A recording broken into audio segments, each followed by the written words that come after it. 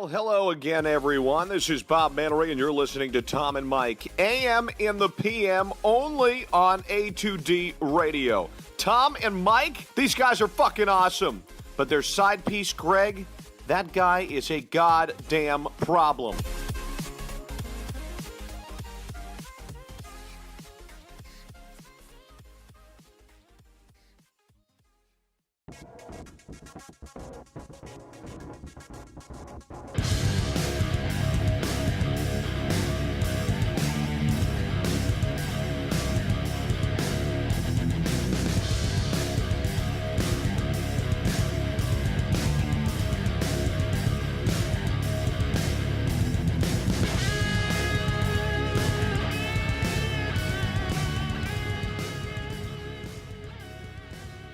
Let's go, Tom. Mike. AM. In the PM. HUDRadio.com. We're live from the BMW of Atlantic City Studios. BMW of Atlantic City, Roughback 17 in the Parkway. Find them online, BMW of AtlanticCity.com.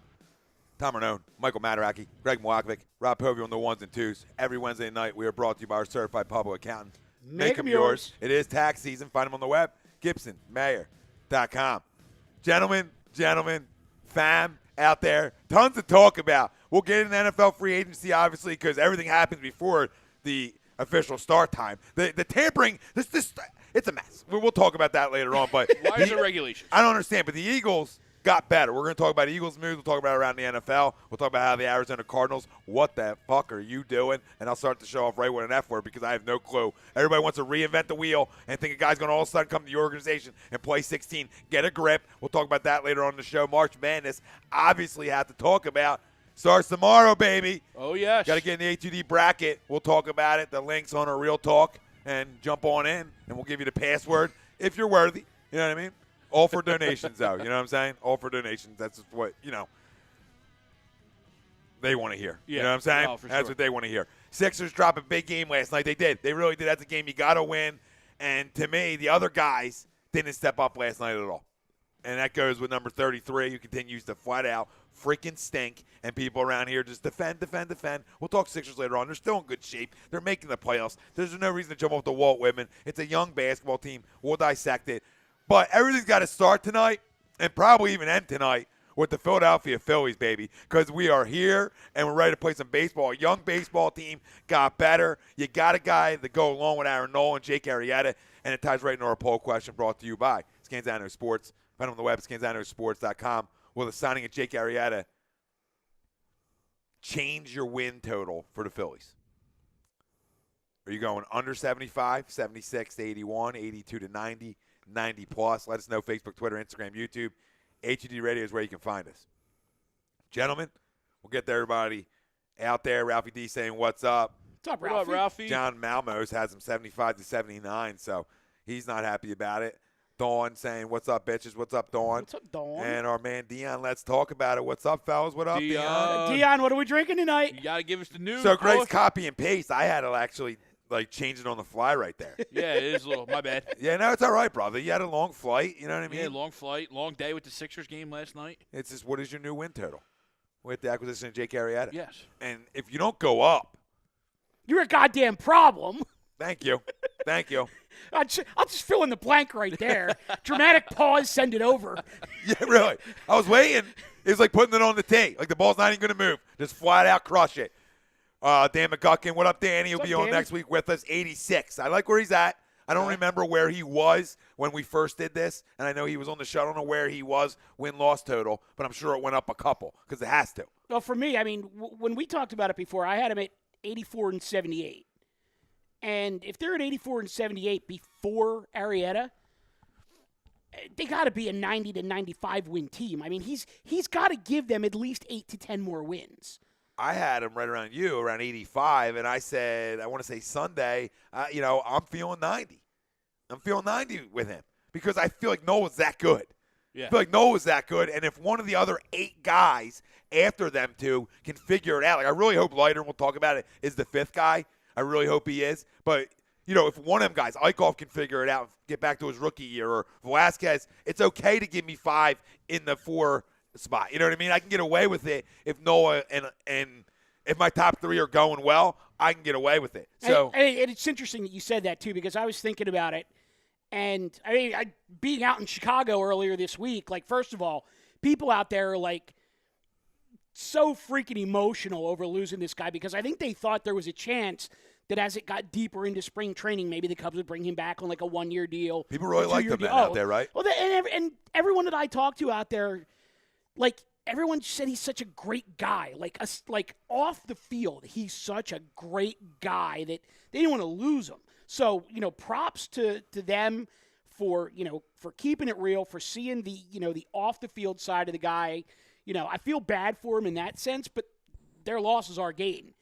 And, thinking about, what you were just talking about, I actually think Nola's going to get some stuff from him through osmosis, but I think the guys that it's going to help the most are your guys like your Eichhoffs, your Liveleys, your Eflins, your Leiters, your Eshelmans, the guys that are at that point where Arrieta was when he was with the Orioles, where it could go either way, and he took the steps necessary to turn himself into a dominant pitcher. I mean, the guy's got 2 out of the last 4 hitters, or 2 out of the last 4 no-hitters in major leagues. Listen, he's a And worker, he's a grinder, and he fits right into Kapler's MO. I mean, it's Crunch City, push-ups in the driveway. And he's got such great penmanship. I mean, did you see him craft He that letter? does have phenomenal penmanship. Unless that's assistant, that's phenomenal penmanship. Yeah. From a guy that can't write for nothing. Like, you can't read what I write. I can't even read what I write. When I went my win total, I kind of assumed Arrieta was going to come. Like, that's what I based my win total off of. My win total actually would go down if Arrieta wasn't signed. Okay. You know what I mean? So I was in that range, 85, 86. I'm going to go 90+ just because Let's go. of the excitement. Let's go. It's bigger than excitement. Because it's actually here. And I think what you guys have both touched on is you're bringing a veteran guy into a young team, kind of like Carlos Santana in a sense of you're hoping the young guy, Seth, by the way, great tries. the older guy is going to just be themselves, and because they're themselves, trickle down to everybody else.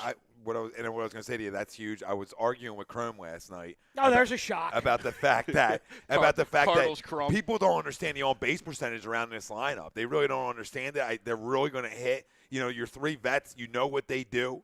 All 3 can hit. All 3 get on base. I mean, Herrera and Santana's on-base percentages are filthy. They just are. They both can get on base. And the kids that are up now, you saw a small sample size, but and Michael tested it, even throughout the minors, these guys all hit. Yeah. So now you add a horse to go along with who we think is already a horse to Noah, and a guy to me who can win a Cy Young in this league, especially over that 10-game stretch. If you can duplicate that, you know what I mean, and times it by 2, you're the best pitcher in baseball.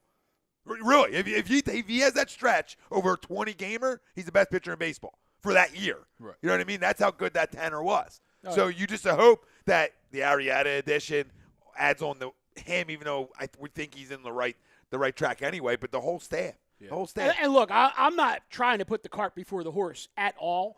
But you see the reports now over the last 24 hours.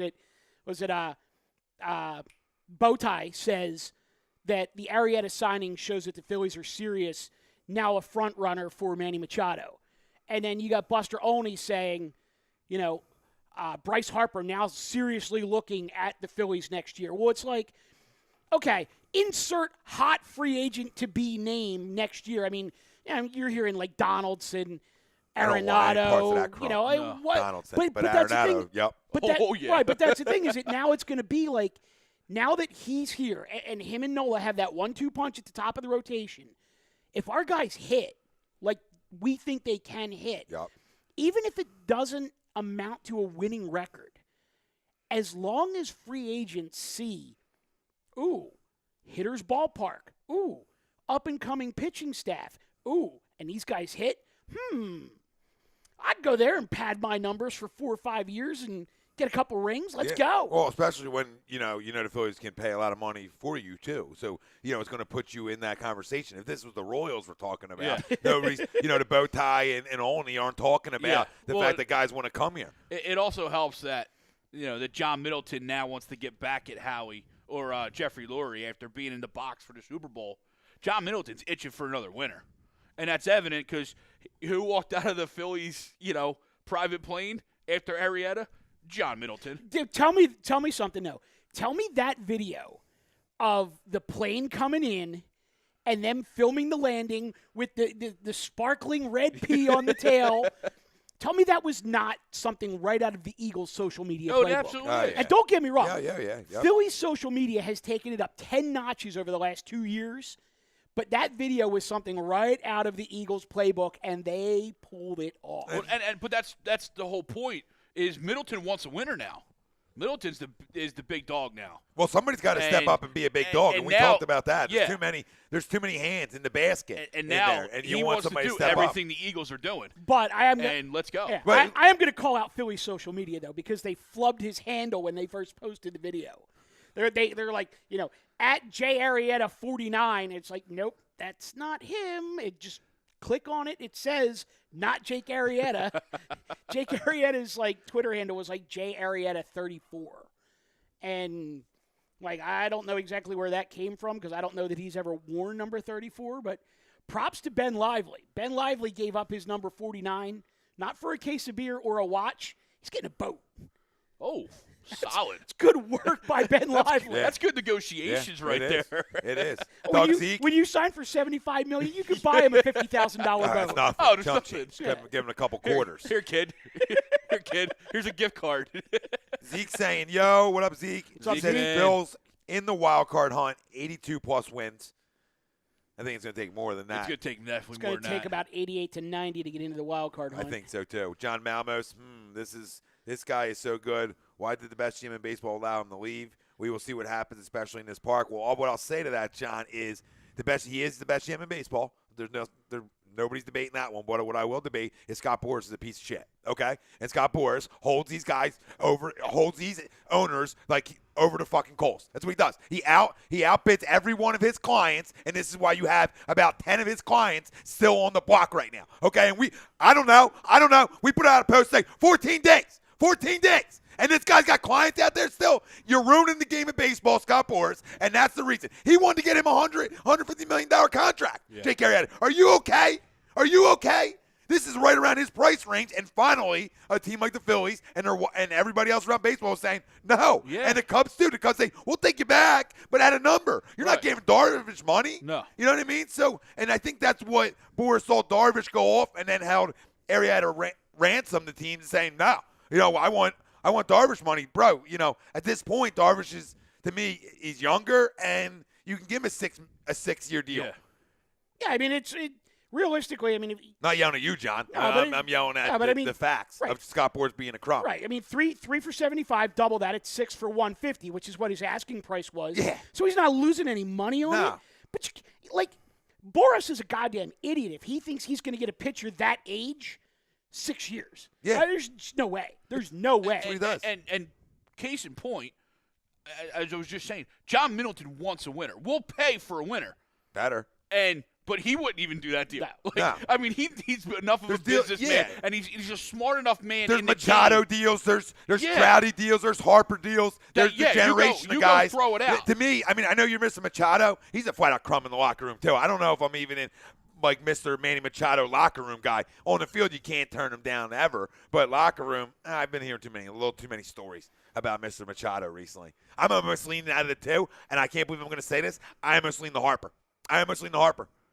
And I'm a power bond guy, and the Chokes told me a lot about Bryce Harper. But you know what I'm saying? From reading some stuff about Machado, it's made me a little nervous. Some locker room stuff, some whispers. We'll talk about it, though. We'll stay at that position or on that side of the diamond for a minute then. let's just say that the money is not an object. You could go Machado. Robbie, throw me that cord too. That's plugged into that. The charger cord, like into the phone. Into the phone. Into the phone. The man on the 1s and 2s has moved to the 3s and 4s. 789s. Now he's at 789. He's throwing cords. That might be 10, 11, 12. That's hands in the business. That's why we're talking baseball. On that side of the diamond, let's just say your choices are Machado, Donaldson, Arenado. Money's no object. Who you take? Arenado. For what position? Doesn't matter. I mean, look, Machado don't come here and play shortstop to me, though. He don't come here and play shortstop. He don't come here and play shortstop. I'll overpay for you to go to third. You're the dude. I'll tell you. You'll see this year. You'll see who's got a better glove this year. Okay? Write that down somewhere. Screenshot this one. You'll see who has a better fielding percentage at the shortstop position this year, Machado or Crawford. Crawford's going to pick it, baby. I don't doubt that for a second. Crawford's going to pick it. But my point for this is, argument, third base. But my point is, can I get both?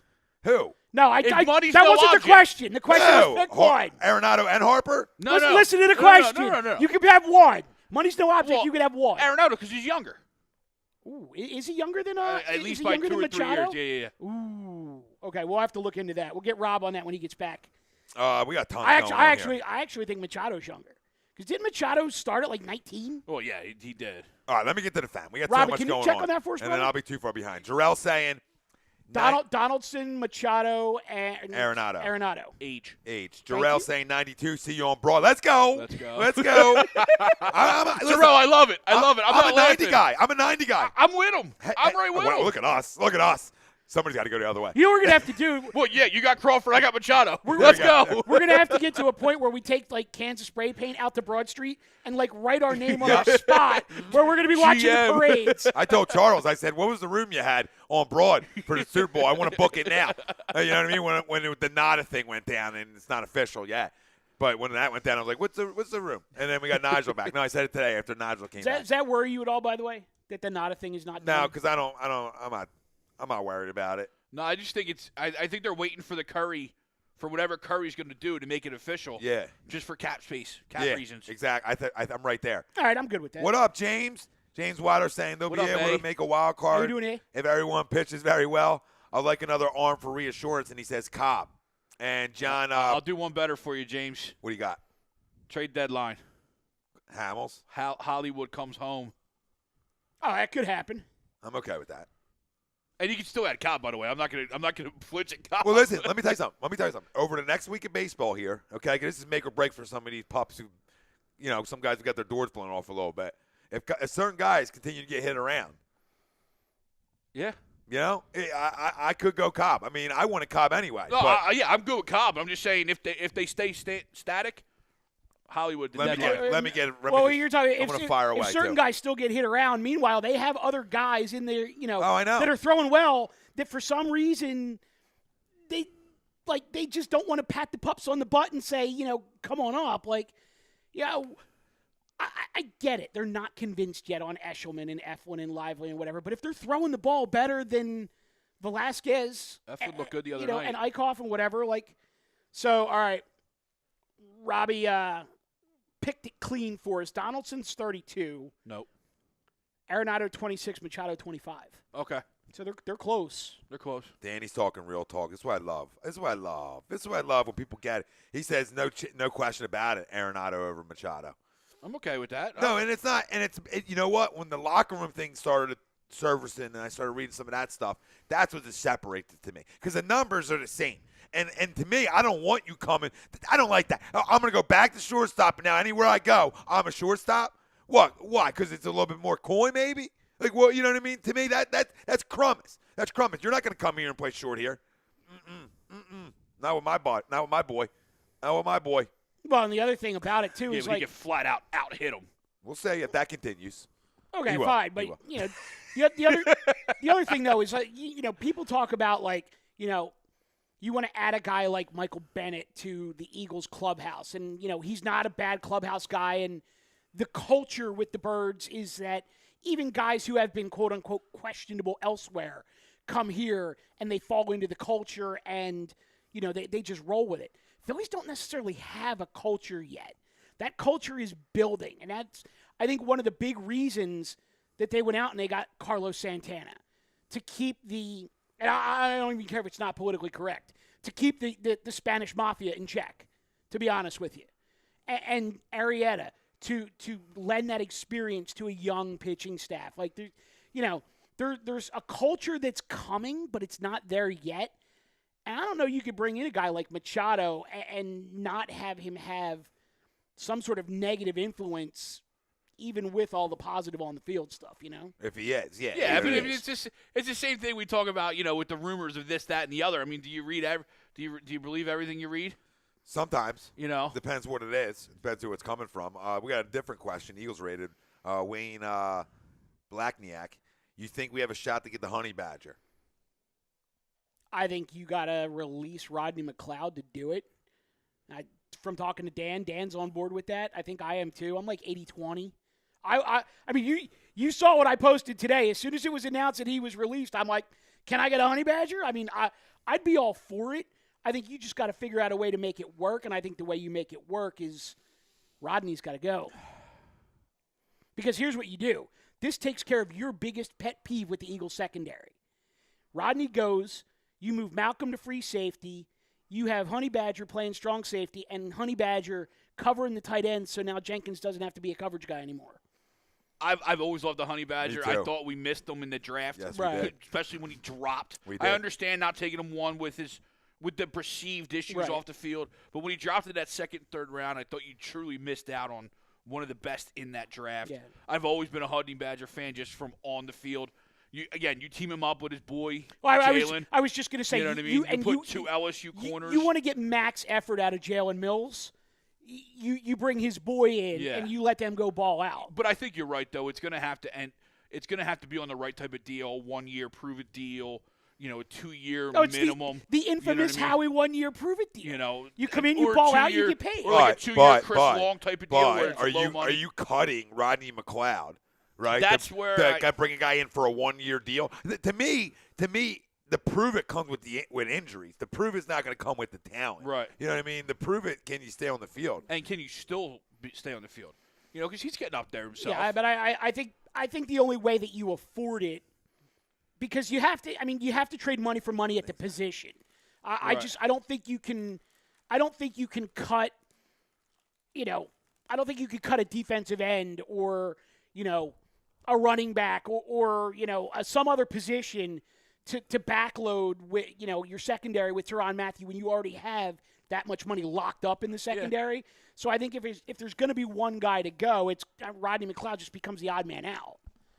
And to me, Rodney's a borderline Pro Bowler too. So it's a tough me, call. Yeah, it's a tough call. A good guy too. I mean, to me, and not that Tyrann isn't a good kid now, but you know what Rodney is. Yeah. I mean, And unless you can trade he's Darby. a 16-game guy. You know what I mean? He's a durable guy throughout this league, and they're hard to find. And to cut him for a guy whose biggest issue is staying on the field, that's scary. That's scary. But listen, I'm not against bringing him in. Right. I mean, if I can bring him in and not cut him, I'm all for that too. I mean, the I'll have 10 guys back there. I don't give a shit. The seriously, guys are going to go down. Honestly, I think the only way you really can do it is if you trade Darby. And I'm okay there. And you could trade Ron Darby for draft picks or whatever to make sure that salary stays clear.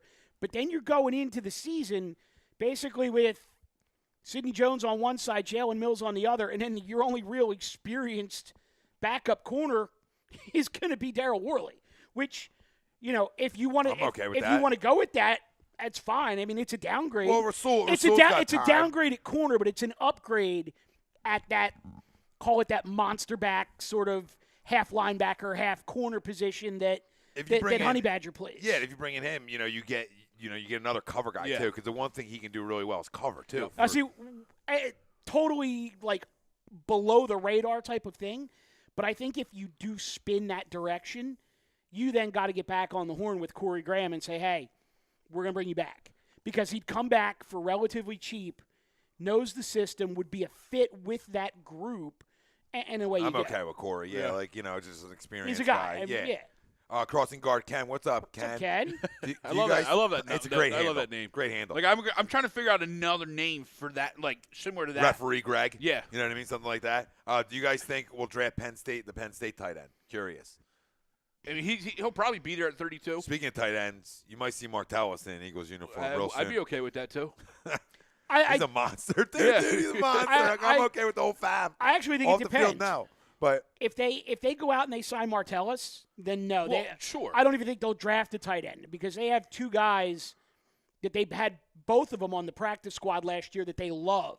The one guy was like a Canadian rugby player who's like he just hits everything. Yeah, you want them guys. he's like, I'd rather have a Canadian rugby player than a Canadian fireman. Seriously, his name is Adam Zaruba or Adam Zararba, something like that. But he's a guy who had very little football experience, but he's got great size, great speed, great hands. He just doesn't know the game. Right. So they're kind of like bringing him along under the radar, and he might be another year away, but we'll see what happens. And they got the other tight end, Billy Brown, who was great through training camp last year. It was just a numbers game. I'll put it like this. If he's there at 32, they'll probably take him because he's a first-round talent. Yes. But I don't think he'll be there at 32, honestly. I think the guy's more of a top 20 pick. Size, speed, red zone issue. To me, he's a top 5 tight. But what's the argument we always have with the first round? You always take the best player Yeah, available. whoever that is. I don't care if I that's don't- another he's- corner. I doubt don't that care who it is. I don't think he's going to be there at 32. I don't think he is, too. So Gina Rambo And it's saying, a great problem to have, picking at 32, Yeah. by the way. oh, yeah, I'll take it next year, too. Gina Rambo saying, And a hey, year after fellas, that, and a year after that. late What's up, entry Gina? was making dinner. What's up, Gina? What we have for dinner? Yeah, we want to know. Sean Spielman, Honey Badger has bad legs. He's going to go where he can get the most money. Sean had a great comment about the Phillies. The He's something Giants. about his red rocket is ringing all the I'm, way. I'm actually surprised Sean's not on the Honey Badger to the Giants train because that actually could be his first stop unless somebody throws a bunch of money at him. Matt Kumar talking Danny Watkins drop. Draft. I think he's saying draft. Yeah, it was. It was. We don't mention him by name. No. Greg just called him a Canadian firefighter. Mike Parker, Steak. What up, Mike? What up? Deion Brown, fellas. When is Mike Trout's contract up? He's the final piece in my eyes. Kerry won't be here in the summer. Then he gives a football. That's my man. Yeah, I love Deion. He gives a little. He wanted to give a little baseball, get in on it. That's what we started yeah, with. but he's got to go to his heart and what you know. Did he ever say what? Deion, what are you drinking, man? Yeah, what are you drinking? Mike Trout's contract expires in 2020. He said McLeod might stick around, but Douglas might be next up at his position, and that's McLeod for me. So, and he said Kerry won't be here in the summer. Yeah, Kerry. Can you find a trade that just want to take on the contract and get back whatever you can get back? I don't know if you will necessarily, but either way, it is what it is. And the ultimatum was thrown out today. We posted that. With all due respect, Michael Bennett and Vinny Kerry, I like Vinny a lot. He's a hometown kid, grew up an Eagles fan, but you got to be real about things. He can't hold Michael Bennett's jockstrap. Let's be real. Okay, he's on a special list. He couldn't hold Michael Bennett's jockstrap when Michael Bennett's playing 900 snaps a year. Yeah, 900. Play Michael Bennett 450 snaps a year? He might go get 12. I mean, there's something to be said. His defensive line's the best in football. And if Haloti goes, if this deal ends up, I know he's 34, but again, you're talking 250, 300 snaps. All right, the best defensive line in football got freaking better. Yeah. And you go sign Kirk Cousins to $100 million, $200 million, and all these teams in the NFC can chase the trophy. All right, but 11's pretty good, like we talked about in the video the other day. Don't forget about 11. You can go sign all quarterbacks you want. The best defense in football just got better. I know the Rams went out and made moves. They got crumbs. They got flat-out crumbs. Okay? Talib's a crumb. Peter's crumb. Crumbs. And we see what crumbs do to football teams. All right? So we got better. Howie Roseman and Joe Douglas, Howie's cap and money-making moves right now, and Joe Douglas and the player personnel guys are flat-out getting it done. Getting it done with no cap. I mean, like this, and to get Worley, a 23-year-old kid, for an over 30-year-old wide receiver, that's a fleece shop. Yeah. For a guy who started 25 games and can tackle, fleece shop. Because any corner that's willing to stick their beak in something, I'll take them. So this whole thing, and, get Nigel to come back, it just shows you. Yeah. They give him good money. Yeah, they did. He probably could have got more elsewhere.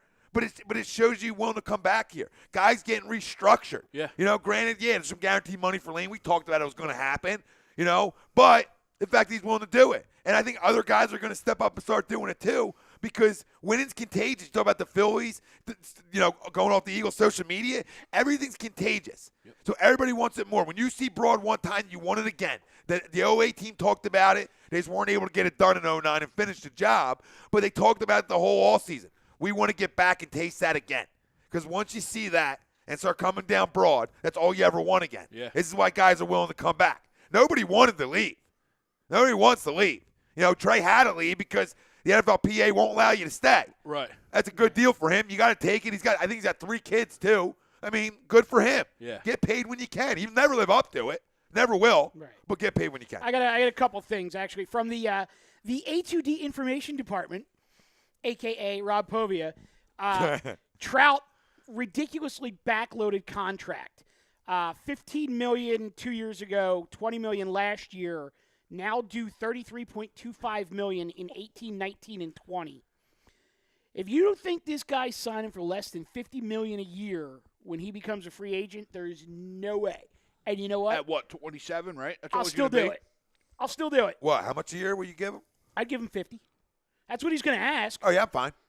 Harper. I'm fine. I'm fine because if your player Harper's going to want 40, and then Trout's going to get 50. Because if Done- your player done on both. person, Done and done on both. if your scouting department's good enough and your player development's good enough, you can spend that kind of money on guys because you're going to bring guys around it. The Angels flat out stink in their player development and their scouting department and put nothing around the best player in baseball, essentially. Nothing ever. Now, finally this year they went and got some aging guys. Yeah. At least, some guys who can hit to put around them, but they never have. The other thing I had for you guys is, Oh, my God. you look at the amount of money. I mean, if you want to like time. kind of take a look and see like the amount of talent that this team had that all just sort of peaked at the right time. Look at the money that Trey Burton got from the Bears and Bo Allen got from the Bucks. Yep. Bo Allen's getting $5 million a year from the Bucks. Guy got like 300 snaps. Bo Allen is not a $5 million a year defensive That's the tackle. Larry Brown, Dexter Jackson, them guys but of the world. God bless him for getting that money. Yeah. I don't begrudge him that. Go get yours. But yeah, and then It's like the Jason Worth comparison. Yeah. When he went to Nats. Washington. Yeah.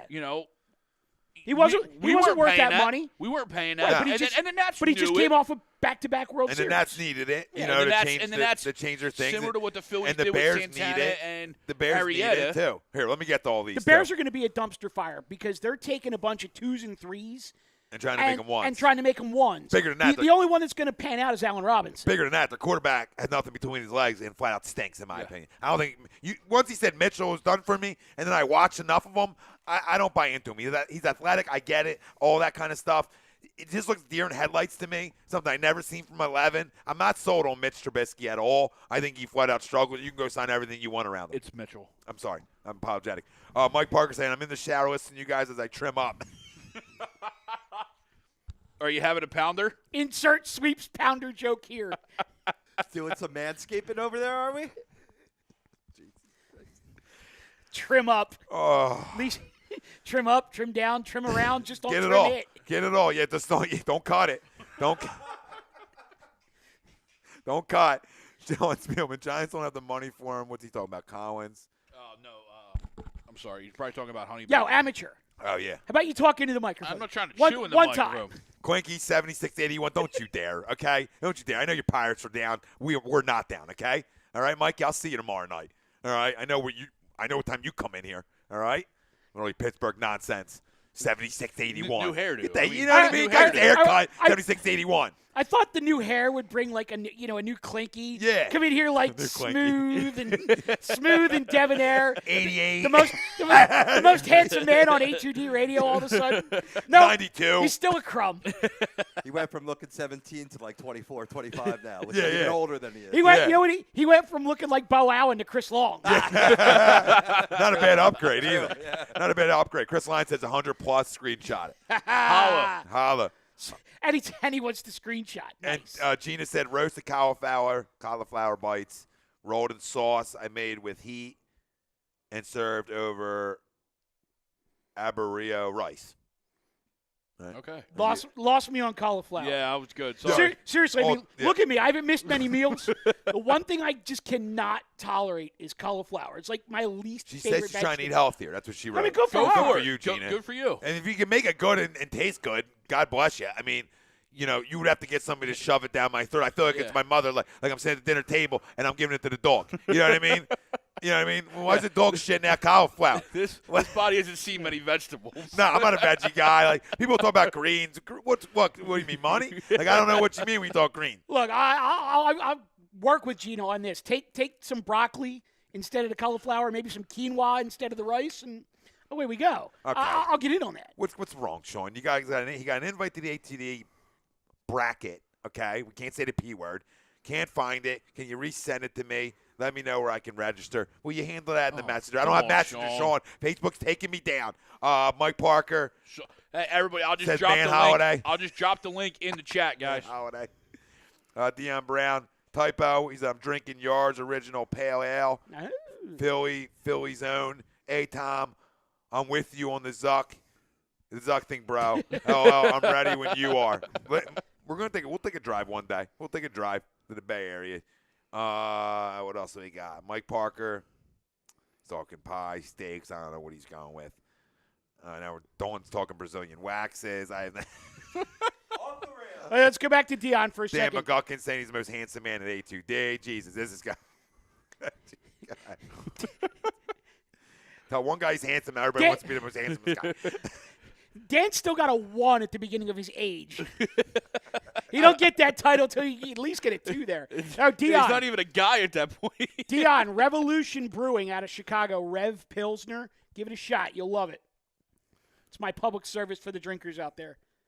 So, guys, we're excited about the Phils. And, yeah. And when I was arguing with Chrome about, he's talking about the Central, and I said, well, they're going to sort of beat up on each other a little bit. And what I hope, and I think we got to hope, is, the Braves of the world, the Miami Marlins of the world, that we got to beat up on them. Okay? You hope the Mets have a couple arms go down and, like they do, and you can beat up on them. But, start the season off against the Atlanta Braves. Hey, sweep! Yeah. Hey, sweep! Let's go and get it off hot, and you got to really dominate them teams. Right, but here's the thing, too. They also play the Braves, I believe it's 9 times in their first 24 games. 9 in the first 24? I was looking at their schedule. They open in Atlanta. 8-1. So they open in Atlanta. They then play the Braves in Philly on the backside of their first home series, and then they go to Atlanta again before the end of April.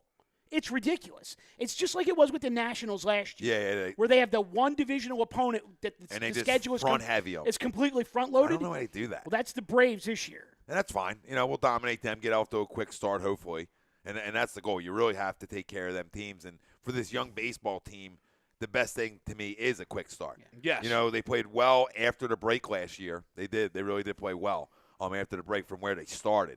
Now, can they get off to the hot start? Because I think they'll play well after the break. And the start's what concerns me. And what you really need from that is your veterans to get off from the hot start. You know what I mean? I'm not necessarily worried about Crawford getting off to a hot start because I think Crawford's going to come along. But you can't Another on-base guy, too, right, Mike? Another guy. He's yeah. Probably, now real quick, in your 8-hole, a little different if that's where he bats. That's what I'm saying. You're going to see a little more fastballs. Can't work it count as much as you would in the 1-2 situations. But go ahead. That's all I want to say about him. No, I was just saying, but you can't have a guy like Herrera dip under the Mendoza line like he did last year.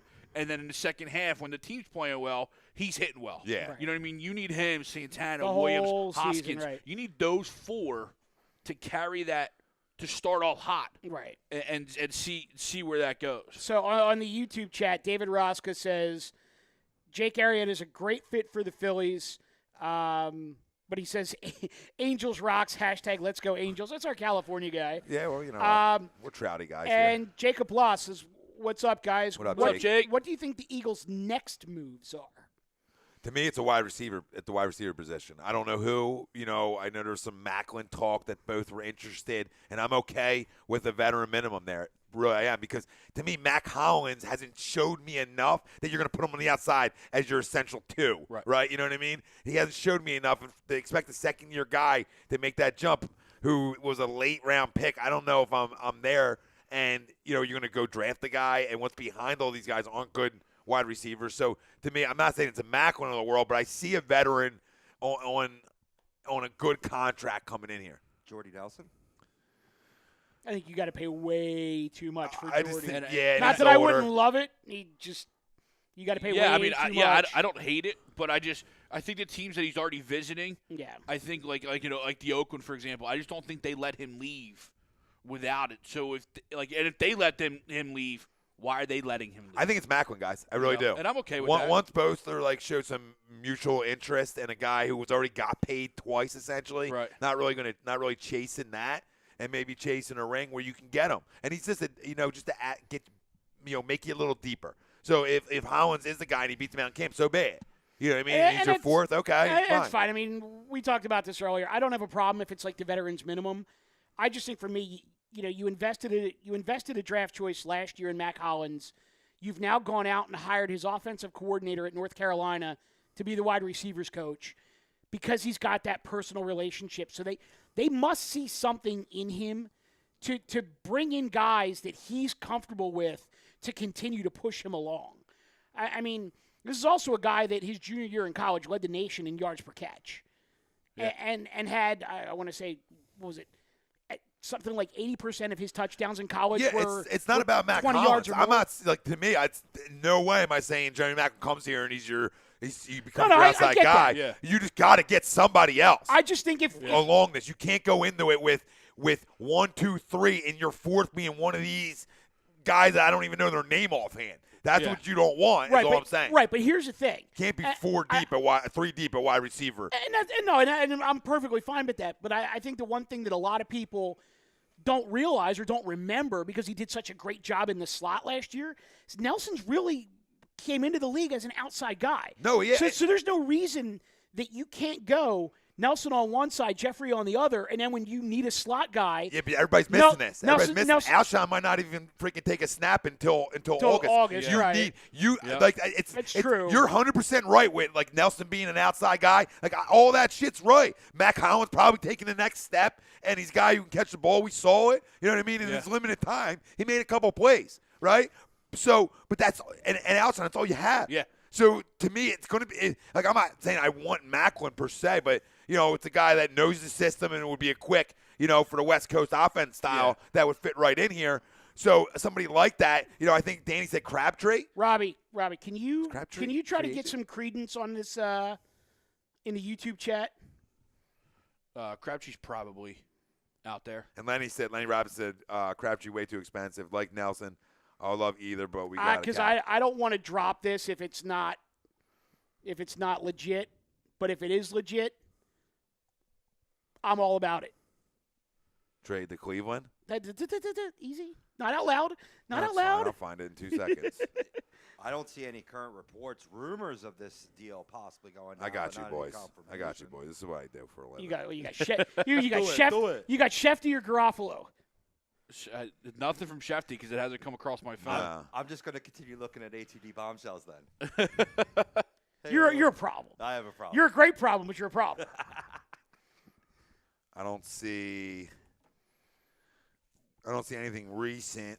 Listen, Bleed Green for life. Give me a source, and I'll read your YouTube statement. Need some proof, brother. There's nothing, dude. Need some proof.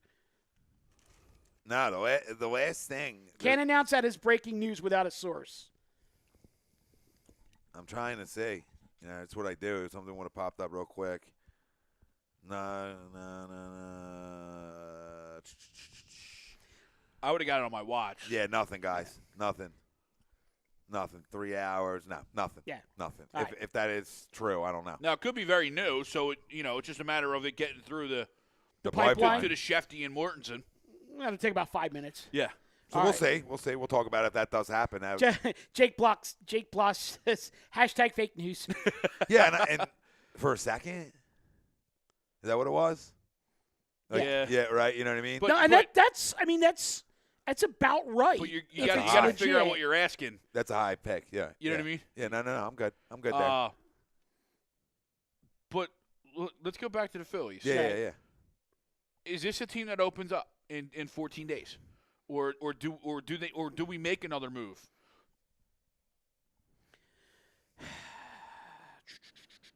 I think if they make a move, I actually think it's a trade, not a signing. I think it's going to be either one of the catchers or one of the outfielders goes somewhere to bring an arm in. It's got to be somebody out there on another team who's had a real good spring training that just doesn't fit either because of numbers or, he's a fourth lefty in somebody's rotation or something like that. But, I mean, you basically have 3 catchers and, 6 or 7 outfielders that are all, quote-unquote, major league ready. Right. I mean, the way that they're running it right now, I mean, they have we're working under the assumption that the outfielders are Hoskins, Herrera, Williams. You also have Altair, Quinn, Cousins, not really hitting the ball, but still a huge name prospect. And it seems like Cousins has already made himself back to the minor league side right. of camp. But then you know. But you're right. He's still a prospect. Right. He's still there. There's still, Andrew Pullen is playing well in spring training. You've got, the Adam Rosales who's fighting for a job as an infielder or an outfielder. I mean, there's a lot of surplus at positions that other teams need. Yeah. And especially if Alfaro's going to be the guy. He's the guy. I mean, and he is. If Alfaro's the guy, as much as I love Andrew Knapp, I think he's got to go. Well, because you basically Rupp. Yeah. I mean, it has to be Alfaro with Rupp as the backup. They still have the whole Tommy Joseph thing floating around there too. DFA doesn't mean he was released. Right. It means he will be released, but they could also trade him. Somebody could claim him off of waivers. Whatever the situation is. So, I was at the game Monday night, and it was the classic spring training game where, you travel on the road, play the 6:00 night game, and then obviously the next day you have back at home the afternoon game. So there was very few regulars there. Right. Our boy Jeff Singer was there. I got to say hi to the boy. But the only real regulars were there was your middle infield or your middle. Right. So you had Alfaro. F1 started through very well. And then you had Crawford and Hernandez, and then Herrera. You had Quinn and Wright. I don't even forget who else. But Rosales was over at first. Right. I didn't know. The good thing, I didn't notice anything about Alfaro catching. So it's like the umpire that they're doing well when you don't notice them. Right. There's no necessarily drop balls. There's no, botched catches and anything. So that was good. But, Quinn, nice player. Yeah. But I didn't see anything out of anybody else. Obviously, that was the night Mitch Walding hit that bomb that won the game, late in the game against their just as weak guys. Right.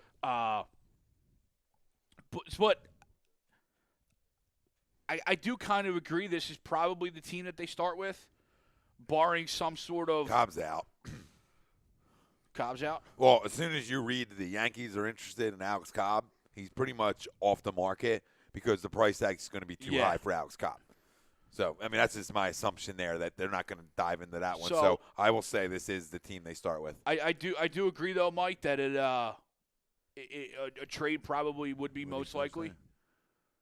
The highlighted one. Yeah. Yeah. Nothing. And it would be interesting to see because you're right. At this time of the year, players are getting cut or players are trying to get moved to find homes because the teams that they're on now don't have a home for them. So I think this is a team that starts. Yeah, I don't see any significant moves. Like, there might be a little minor things, but I don't think anything significant. I think your outfield's set on what it's going to be. I think your infield's set. As much as we all want Kingery up, he's not going to be up. Right. So, that's set.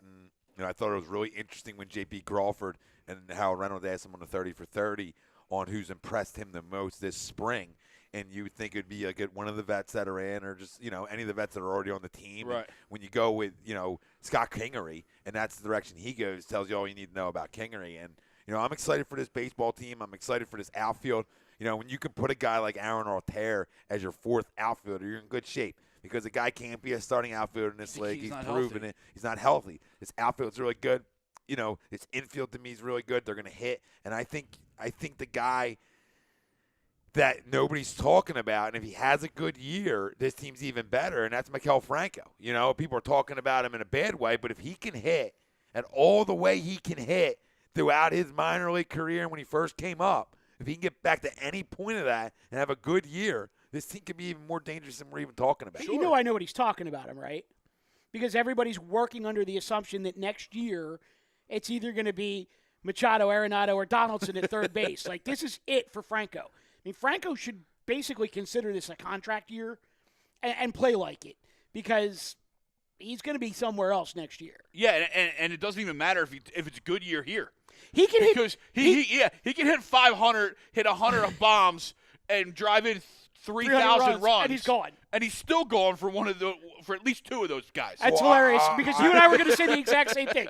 He can hit 300 with 35 homers and 150 RBIs, and he's gone. Gone for who? Either Machado or Arenado. Yeah, I'm not going to buy into that. If he has a really good year, I think it's going to depend because I think we're all looking at this all wrong because it depends who has the bigger year. Is it Hernandez that has a big year or is it Frank who has a big year?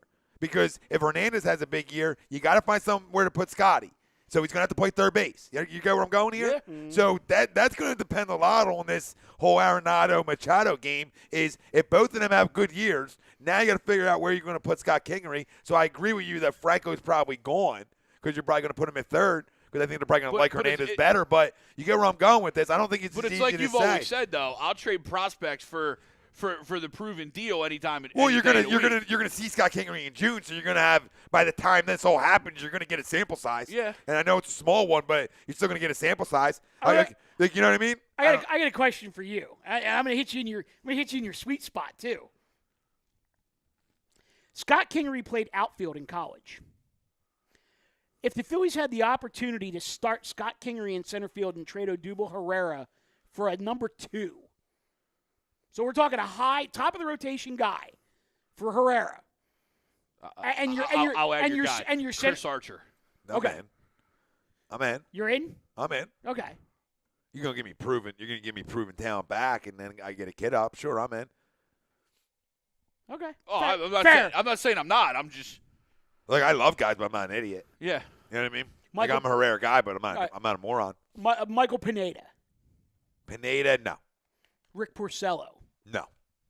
Okay, that's fair. I Strikes might for Pinedo. I agree with Porcello. And it's You know what I mean? Completely, Pineda, I had to think about completely a little fair. longer. Yeah, Porcello yeah, was a yeah. quicker no. Completely No, fair. I'm with you. I'm with you on But you're Porcello. giving me No you issue give me- with that at the all. Archer makes a lot of sense because you're taking on an easy contract to handle. Right. You know what I mean? So that makes a lot of sense. I really like that deal a lot. Now, can he play center field? That's the question. Yeah. I don't know at this level. Well, I think at that point, maybe move him to corner and move like Williams to center. Yeah. Or something like My that. bad for the hand touch, but yeah. hands. James Paxton.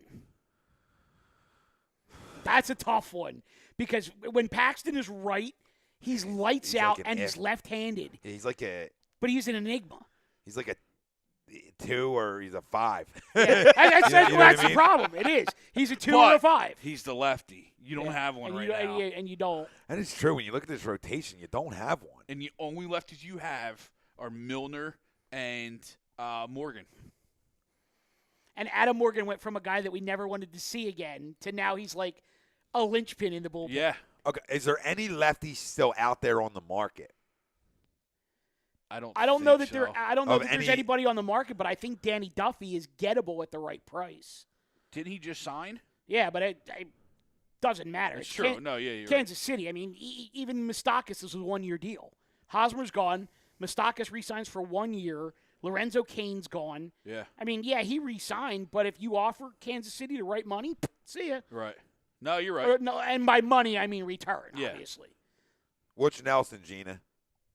She said, "Do you think Nelson's coming here?" I guess she thinks. I guess she's talking about Jordy. Jordy. Jordy. Right, That's why I Jordy. just wanted to ask her. I think he's just going to test the market. He's won a ring, so I don't know if he's necessarily But he's 33. ring Not chasing. that that's old, but I think he's in trying to get paid too. NFL wide receiver years, that's old. You know where he's going to wind up, right? Arizona? New England. Oh, I'd love it. Because Amendola's gone. Yep. You know, you don't know if Welker. is going to come back. No, healthy. I'm sorry. Not Welker. You know who I meant, Edelman, though. Edelman, yeah. I mean, yeah, you don't know if Edelman's going to come back to 100%. Amendola's gone. You're really left with Kenny Britt Yeah, right you now. basically, Kenny Britt and, Malcolm. And Malcolm Mitchell. Malcolm Mitchell. Who are you who- talking about the Patriots? Yeah. Yeah. Oh, and you're forgetting one. Oh, Brandon Cooks. Yeah. That's right. I didn't Got forget about knocked it because he's Fuck dead. out, He's still man. dead. Yeah, he's still dead. He's still with Yeah, the still team. He's still dead. dead. Yeah, you guys didn't forget. There's still a criminal tape There's still a outlined white of him on the. Deion Brown says, Thomas Arnett, I'm a fan of Nelson. Sounds corny now, but I was defending Nelson to my fellow Eagles fans, and only 2 came to me and said, bro, you were right. He's going to be a player. That sounds familiar, doesn't it? Jesus Christ. I only defended the guy for the 2 years, too, right with you, Deion. Chrome says, Deion Lewis going and Amendola going. Don't be surprised if Sproles lands in New England. That's a good call, Chrome. Yeah. That's a real good call. Gina Rambo says, oh, damn, you were referencing Nelson Aguilar. That's okay, Gina. I don't think Jordy comes. I think it's a veteran. It's a veteran, but I think it's a guy more on that league minimum. I think Lenny Robinson was saying that he read somewhere that every pass Mac Hollins was thrown, he caught. That's interesting for a young kid to finish. Yeah. That's real interesting. That's something to think about. I do want to take a break. Told you. That's my guy. Mac Daddy's my guy. You guys are all missing it. It's not that he's not my guy. These guys are all my fucking guys. You know what I mean? We're all broad. It's not he's not my guy. We need more wide receivers because the guys under my guys aren't our guys. You know what I'm saying? Yeah. Like the guys under our 3 guys. Like you have your 3 guys: Alshon, Nelson, Mac. We're good there, baby. We're good. But what do we learn? You better be deeper in spots. Look. Our great friend. Here's the thing. Our great friend used to tell us, Michael, for years. What did he tell us? Not that many years because he wasn't here that long. But what did he always tell us, boys? Injury rate is? 100%. 100%. I'm going to say this. As long as it's not Bryce Treggs and Paul Turner, I'll put you 2 at wide receiver before I put them out there. Oh, you know how that will go with this fan base. I'll my God. I'll Treggs. Oh, wait. You mean, are we going to go get Rashad Bailey back? Jesus Christ. Here we go again. Crumb says my sleeper Everybody team for sell me Garrett. nostalgic. You bring Macklin back. Go get Rashad Bailey. Go get Broken Burrow for all I care. Yeah, well, somebody said D-Jack. I said, well, can we stop? Can we, you know what I mean? Can we stop? Well, are we just bringing everybody Chip Kelly back? Yeah. Well, hold on, though. Because what did they win, 4 games? Serious question. If you're willing to bring back Macklin, why wouldn't you bring back D-Jacks at the same price? I'll tell you why. Go ahead. I'll tell you why. Go ahead. Because one guy's going to be a better in guy? the locker room. Yep. Yeah. It's not even close. Not even freaking close. Because Macklin don't own a gun. Yeah. Pretty much. No gang affiliation. No gun safe. And Jeffrey's not going to bring D-Jack back. Jeffrey's the one who got rid of D-Jack. People think it was Chip Kelly. We know who got rid of him. Gang came up. Oh, my God. Get him out of here. He went sprint down the hallway. He was like a doubt running the 40. Just flying down. So I think that the only reason I say Macklin, not because he's not because I want the former guy back. Yeah. It's just when team said mutual interest, I was like, okay. I'm not like looking for Jeremy Macklin. Right. It was just thrown out there. I was like, I'll take him if he's willing to sign league minimum and just be a guy that is my 4th. That's all I'm looking for. Yeah. Chrome says he could see LeGarrette going to Arizona behind David Johnson, taking some pressure off of Sammy Sleeves. But the problem is, Chrome, is Sammy Sleeves is only going to play a game anyway, so it doesn't freaking matter. I don't even know if Sleeves is going to be the guy out there. I think Glennon could beat him out. Jesus Christ, this is a mess. No, what you're saying. I did just say those words. Are you laughing like that he can't beat him out? Are you saying that he can't beat him out? Mike Glennon? Are you a Sam freaking Bradford? When is he? This is why I love it, these NFL organizations. This is why GMs all around the world should be fired. Okay, because in one all season you completely made the 2 worst moves I've ever seen. You tied up $30 million. $30 million, and a guy who's never healthy. Okay? And a guy who stinks. $30 million. I'm not saying that health isn't a factor. I'm just saying pure quarterback-wise, Sam Bradford's better than Mike Glennon. That's debatable. What's As a quarterback, what's the best ability you can have? Yes, availability. So but you also have to have talent to go with availability. Until Sam Bradford is available for 16 games, Mike Glennon is a better quarterback. I'll agree to disagree. And that's fine. We can go that route. But somebody explain to me what the hell the Vikings are doing. I mean, I understand. Like, okay, you go out and you sign Kirk Cousins to guaranteed $86 goddamn million. Why wouldn't you just re-sign Teddy Bridgewater to be his backup? Why the hell do you go out and make a trade for Trevor Siemian? Doesn't make sense. It doesn't. Which is why the Vikings are another goddamn dumb organization. And also let Jerick McKinnon walk. Yeah. You know what I mean? I mean, he played pretty well in place of oh my God, I'm blanking on the kid's name. Dalvin Cook. He played really well with him and Latavius Murray. Still got too big of a deal. Now you let him walk for what? San Fran overpaid for him. Oh, they absolutely did. Everyone's I been laughed overpaid at that when for. Schefter put that out. Everyone's been overpaid for. I get that. It's just what the market is. The other thing too. I mean, while we're on football, Crohn's back to the Hosmer. If anybody thinks that Cleveland signing Carlos Hyde for $5 million a year is going to stop them from still going out and drafting Saquon Barkley, you're out of your mind. I agree. I don't think it took him off the market for Barkley. Not at all. Then John Dorsey didn't learn nothing. I know he's the new guy there, but I think John Dorsey's smart. I really do. I think he has a plan. I don't like the Tyrod Taylor, but at least it's a guy who has played quarterback in this league. but the rest of the moves around him are really good football moves so far. And they really are. And when I praised the Browns the other day, I wasn't crowning Tyrod Taylor as like a top 15 quarterback, but he's a legit NFL top 20 quarterback that is obviously better than anything they've had the last 4 or 5 years, that when you add the talent around them that they have now assembled, makes them a better football team. Let me ask you. The question I have is, I think if I'm the Buffalo Bills, right, I don't want to change organizations, but, they went out and got A.J. McCarron today. Oh, it's funny that you went there because I was just going to say, out of all the moves that happened today with all the quarterbacks and stuff, right? I actually think McCarron is going to be the one, and he doesn't have shit to throw to. No. I think McCarron is going to be the one Catherine Webb. Well, there you go. But McCarron is going to be the one who comes out of this in the best position. I think so, too, and I think at 12, they're Kid's obviously in the market for the quarterback. Still. And I think that's where my guy goes. That's why he went a two-year deal. Yeah. I think that's where my guy goes. Even though there have been reports out there that Baker Mayfield's immune system isn't conducive for cold weather teams. Get the frick out of here. Where these reports that come out that just want to find things, and the guy's not good enough. I see Buffalo there. I don't know why. I just see Buffalo. That's a landing spot. It's not too high. I don't think it's a reach in any way. I can see Buffalo there. Yeah. I could also see New Orleans, depending on if he's still on the board or not. I could see it. Because Peyton flat out loved him in the interview process. I actually had a spot for him. I actually think it's going to be Miami. Me too. That's another spot. I was talking to my buddy today. I think that between Cutler and Tannehill, those two will battle it out to see who gets the nod. One of those guys is going to back it up, but you bring Mayfield in there as a number 3 for 1 year to learn the system and then just cut him loose. See what happens. Yeah. He said he wanted to go to Miami, too. Not a bad spot for him. Listen, I see, Miami, a Buffalo, a New Orleans I could see in the mix. To me, we'll see where he lands. I mean, and, we just grilled them a couple minutes ago, but even say Arizona at 15. Could be. You know what I mean? Right there. You're right in the middle of the, on the you're board. You're right there. You only have Sammy for a year. Glennon's only a year. Yeah, so it's a spot where you're looking QB too. Obviously, Yeah. they're looking QB at 15. Before we go to break, Yeah. a couple of chimed in on the YouTube chat. SJM86 talking about any probability they look at Matthew. Seems unlikely. We covered that already. It could go either way. I mean, Nope. we'll see what happens there. Who? Matthew? Jordan. Oh. Yeah, he does say Macklin could be the Jason Ivana, the wide receiver core, which I'd be perfectly fine with. Is Ivana available? He also says cut to Ron Matthew and sign Bradford and Glennon. WTF, I want to know what they're smoking. Hook me up. David Rosca says Case Keenum should stay with Kirk Cousins. Would be great, but Keenum's already signed Denver. They got Madden. They're playing Madden on way too hard. Yeah. That's a setting. Yeah. Way too hard. That's what they're doing. Says SJM86 says McKinnon is underrated. Kyle Shanahan will use him like Devontae. Devontae who? Which one? Bye, Gina. Gina says she's got to go. See, Bye, Gene. Gina.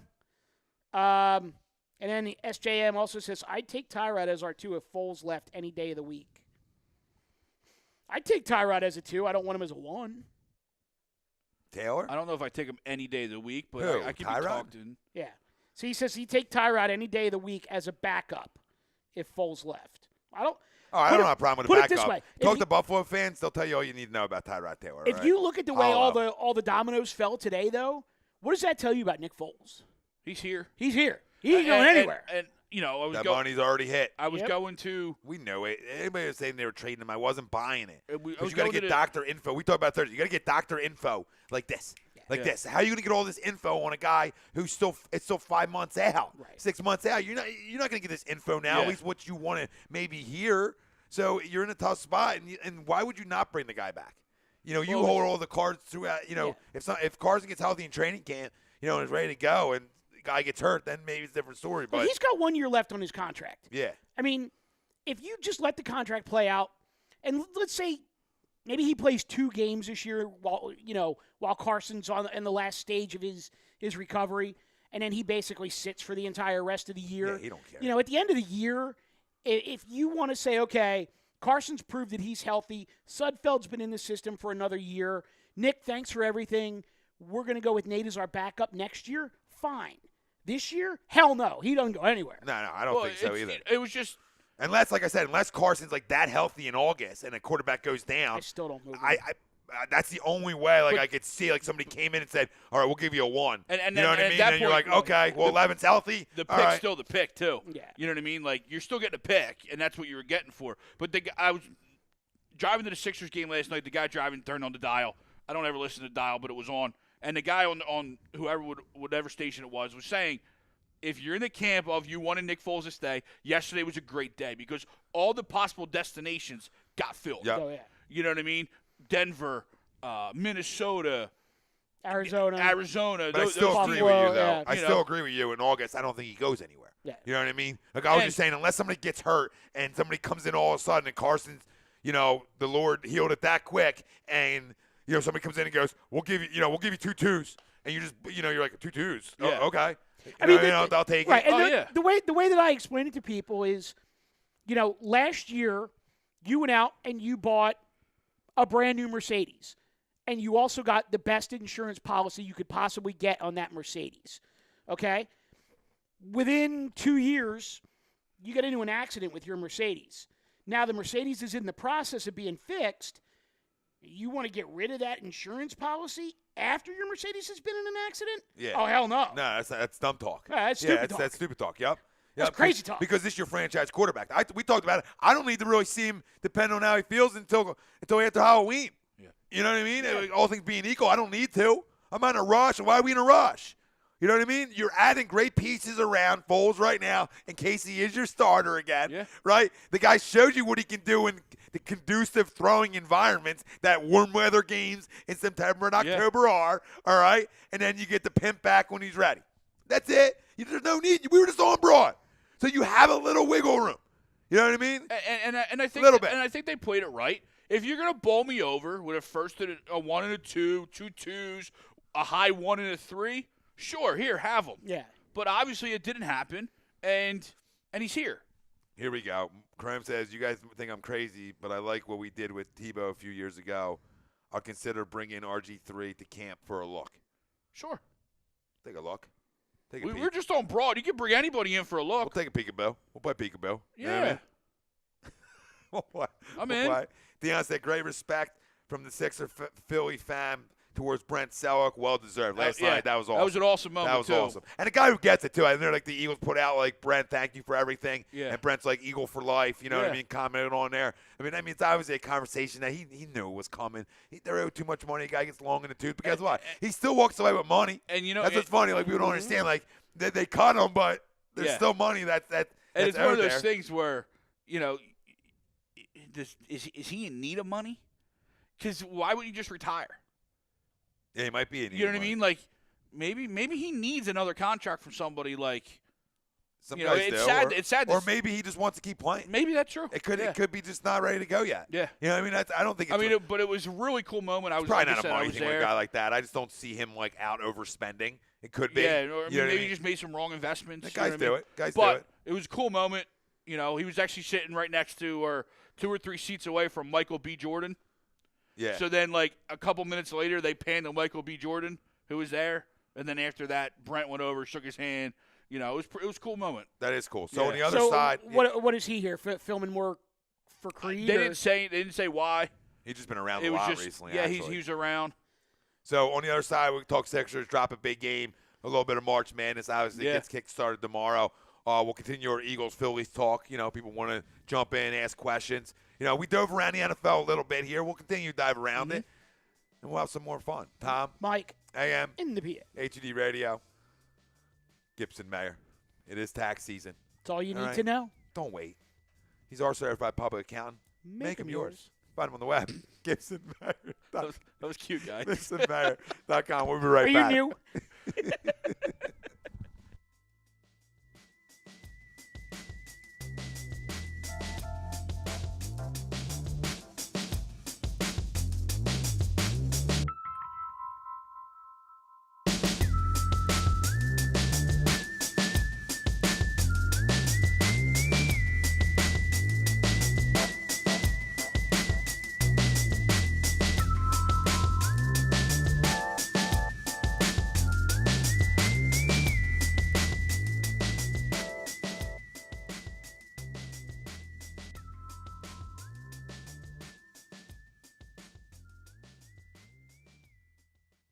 Hi, folks. Bob Mannery here. You're listening to A2D Radio, real sports talk radio for the fans, by the fans, no agenda. These guys are the best in the business. Hashtag it. No notes.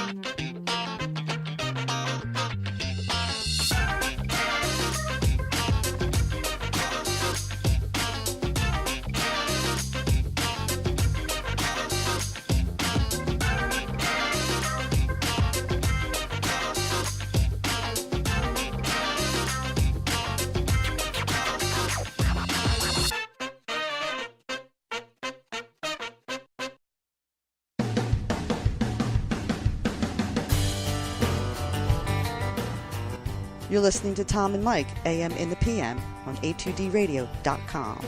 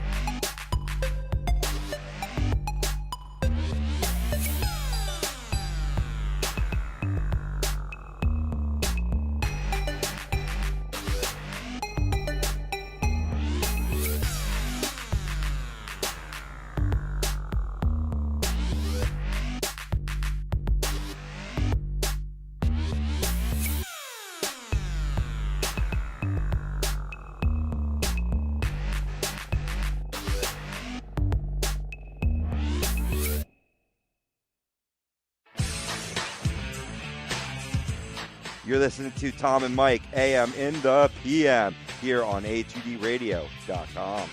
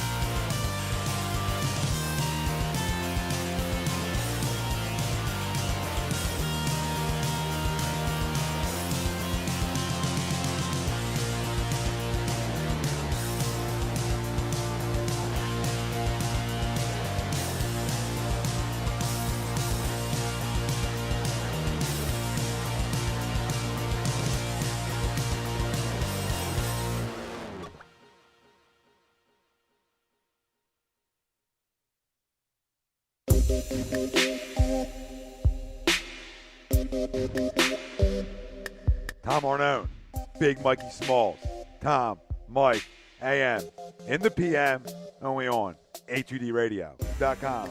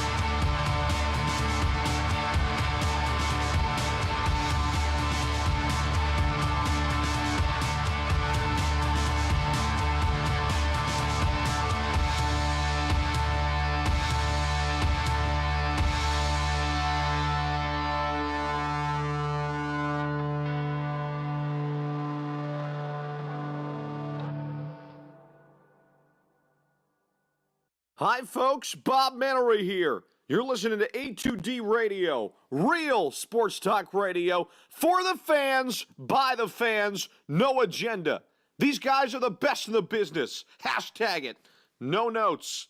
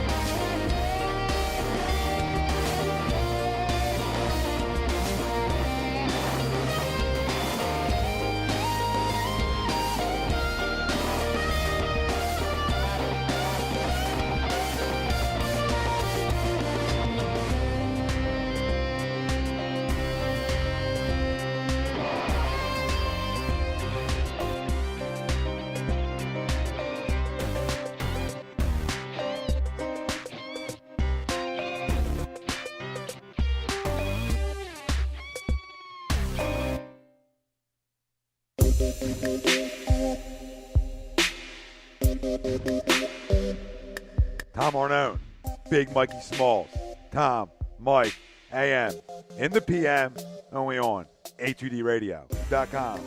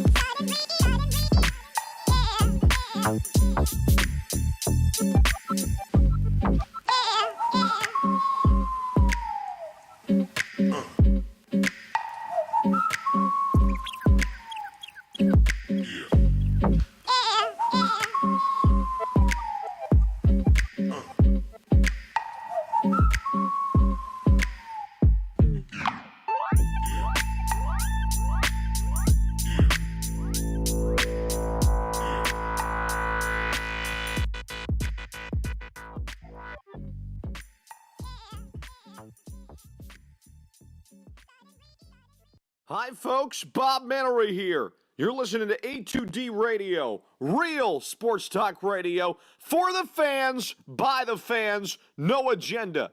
These guys are the best in the business. Hashtag it. No notes.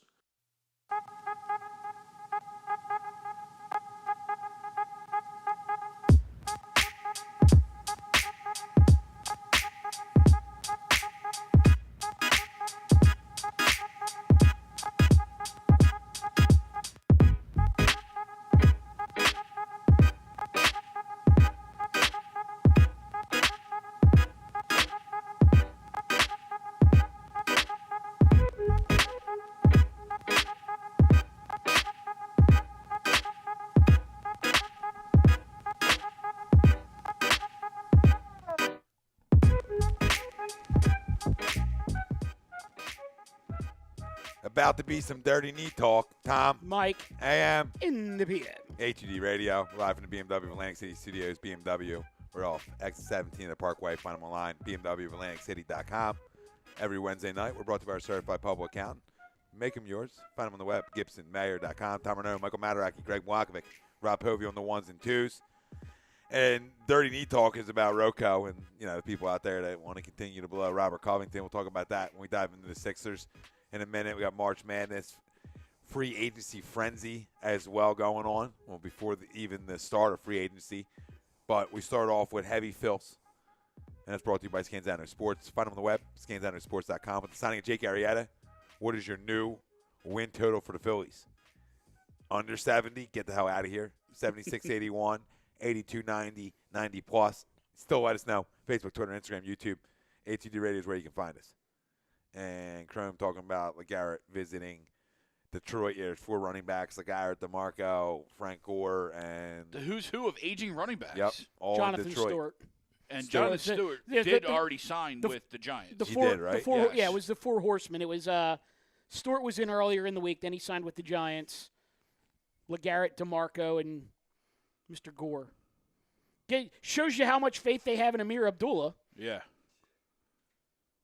He's another guy, like Sammy Sleeves, can't stay healthy.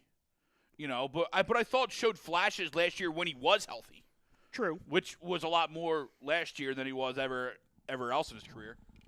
Dan McGuckin, are you all going to spill the beans of what the comment? Nope. Well, I mean, we can spill the beans on what the idiot said. I'm not going to say his name again, but he said Kerry and Darby. He got duped by a fake account. Yeah. Is what happened. Darby Kerry to the Browns for a 2. For a 2. Lies. I would have done it. How can you not? Ryan Broder said, "What's up, guys? I think the Phillies will have 85 wins this year." Well, I know me and Greg went 90. Mike, where were you at again? I'm like 92 to 95. Yeah. Is that me? That's me. That's Amateur hour. That's all right. It's not a big First deal. time on the mic. Yeah, we're all hot, baby. We're all hot with the Phils right now. We're expecting big things, a lineup that's going to produce. At least my microphone was in front of my mouth. You fucking jabros. Sour Patch talk. I didn't want to chew it. I didn't want to Sour chew it. Patch The Fabs. No. Hashtag chew Dude, talk. I gotta get my sugar Chew up. talk. True toy. This hour of Tom and Mike and the AM and the PM is brought to you by Bullshit Anonymous. Forget about it. Forget about it. Yeah. Okay, where are we at? All right, so we get a little March Madness. Yeah. And I just want to ask you boys, who's your Final Four and who cuts the nets? And we keep it simple here. We don't need to dive deeper into it. We don't need to talk about who shouldn't have got in, who should have got in. The NCAA is corrupt as fuck. We know this. Yes. So let's just dive into who's your Final Four, who's cutting the nets down. Let's go. I liked Virginia heading into it. Not necessarily to win it, but at least get to the Final Four. Losing their sixth man is going to hurt them in that portion. So I'm going to then give that region to – I'm going to go Cincinnati out of that region. The other one I'm going to go – I just don't know what the names of the regions. I'll go Gonzaga. I'm going to go Nova and Kansas because I'm just a sucker for Kansas. I pick them every year. They screw me every year, and I still pick them.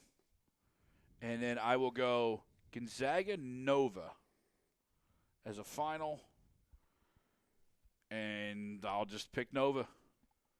And by the way, that's probably going to change when I actually look at it tomorrow. Because I don't pick my bracket till the morning of. And that's fine. You know what I mean? I have no issue with that. I take off every year, Thursday, Friday, to watch the tournament. I've been taking off school, work, whatever, since I was a kid with my dad. But that's what I do, as I've gotten older, I do my brackets Thursday morning, right before everything. So, but that's what I'll go with right here. Mike? My Final Four are Arizona. The money team. One of the best players in the country. I mean, and you know the way college basketball works. You have a great player and a great coach, or in this case, a coach who's drawing the attention away from his team. So I'm going Arizona. I'm going Carolina because I think they're the beneficiaries of a easier bracket. Somewhat softer draw, yeah. Uh-huh. Yep. Villanova and Michigan State. I actually have Michigan State knocking off Kansas in the Elite Eight. For me, it's just an Izzo time of year.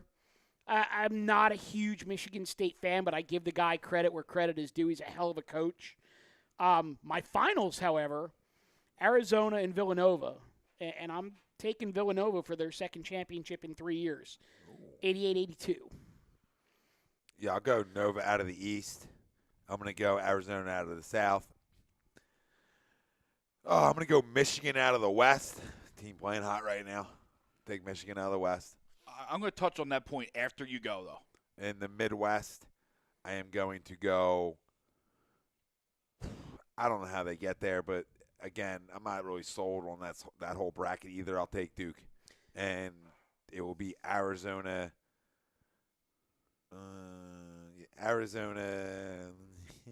let's go Arizona Nova. Arizona cuts it down with all the attention. Interesting that you went with Michigan, though, because I actually have the Michigan-Carolina matchup in the Sweet 16, and the winner of that, to me, is the one that goes through all the way to the Final Four. I think so we're kind of on that same page there, and I wouldn't be surprised to see Michigan get a win there. No, not at all. And that's kind of to my point.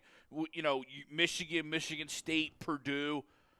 I want to like the Big Ten because I think those top-end teams are pretty solid. My problem is every other year of the tournament, they're the last conference playing before Selection Sunday. Well, this year, because they sold out for money and they sold out to play in MSG, they had to play a week before. Right. So now that hot team in Michigan or the very well-coached Michigan State is now sitting 7-10 days before playing again.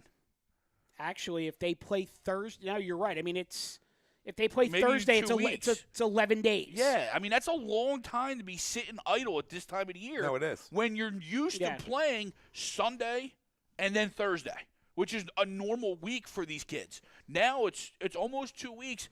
I don't know how they're going to bounce back because you're right. Michigan is playing lights out right now. They're one of the best teams in the country playing right now. I don't know how that break is going to translate.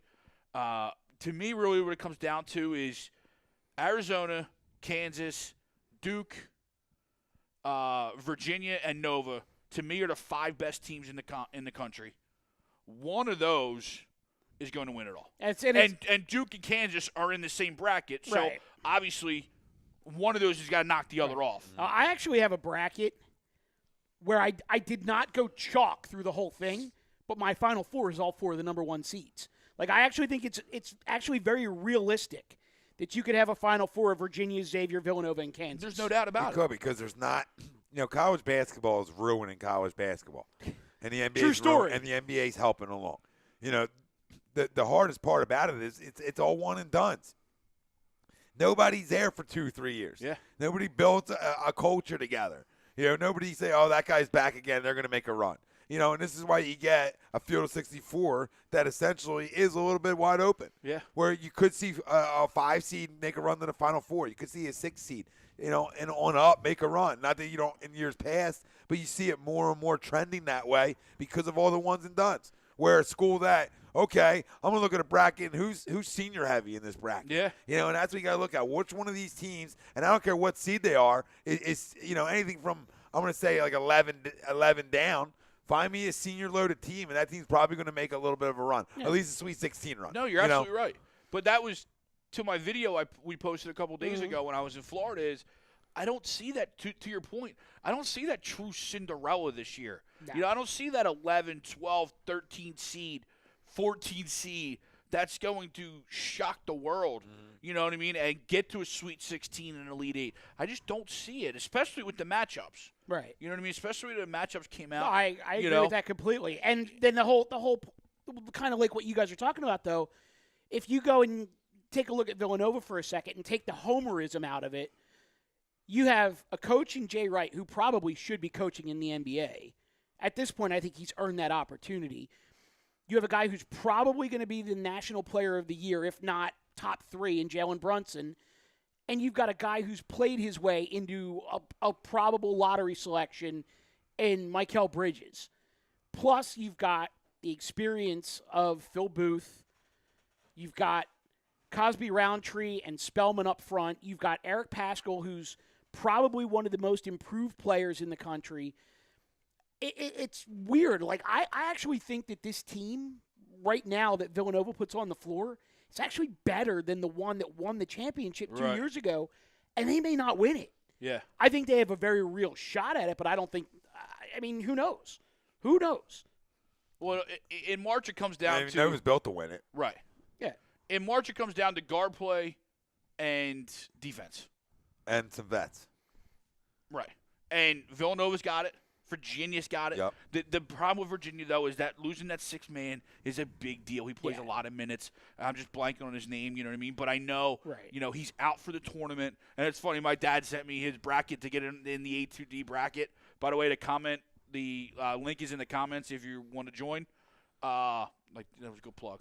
Can I just say something? But he picked Virginia, and I said, hey, just want to let you know the guy's out. He goes, that's fine. That's fine. I said, it's cool. I still think you're right. They have a chance to go all the way. Yeah. I just want to say the biggest travesty in this whole thing is the fact that Oklahoma at 18 and 13 is even in this goddamn tournament, let alone a 10 seed. And Trae Young fucking sucks. He stinks. He flat out sucks. Stinks. Are you going to shoot 13 for 40 every goddamn get the game? fuck out of here. And Trae Young averages 32 a game.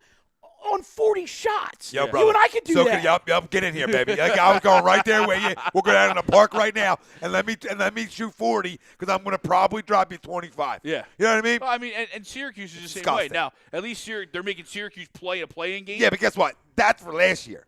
You know what I mean? Every other year they do this shit to Syracuse where they should have been in last year. Right. And it's like every other year with them over the last 6 years, I would say. Yeah, because they've been mediocre. Yeah, like 1 year they deserve to get in, and they don't. Right. And then that was last year. This year, they're a real fringish team.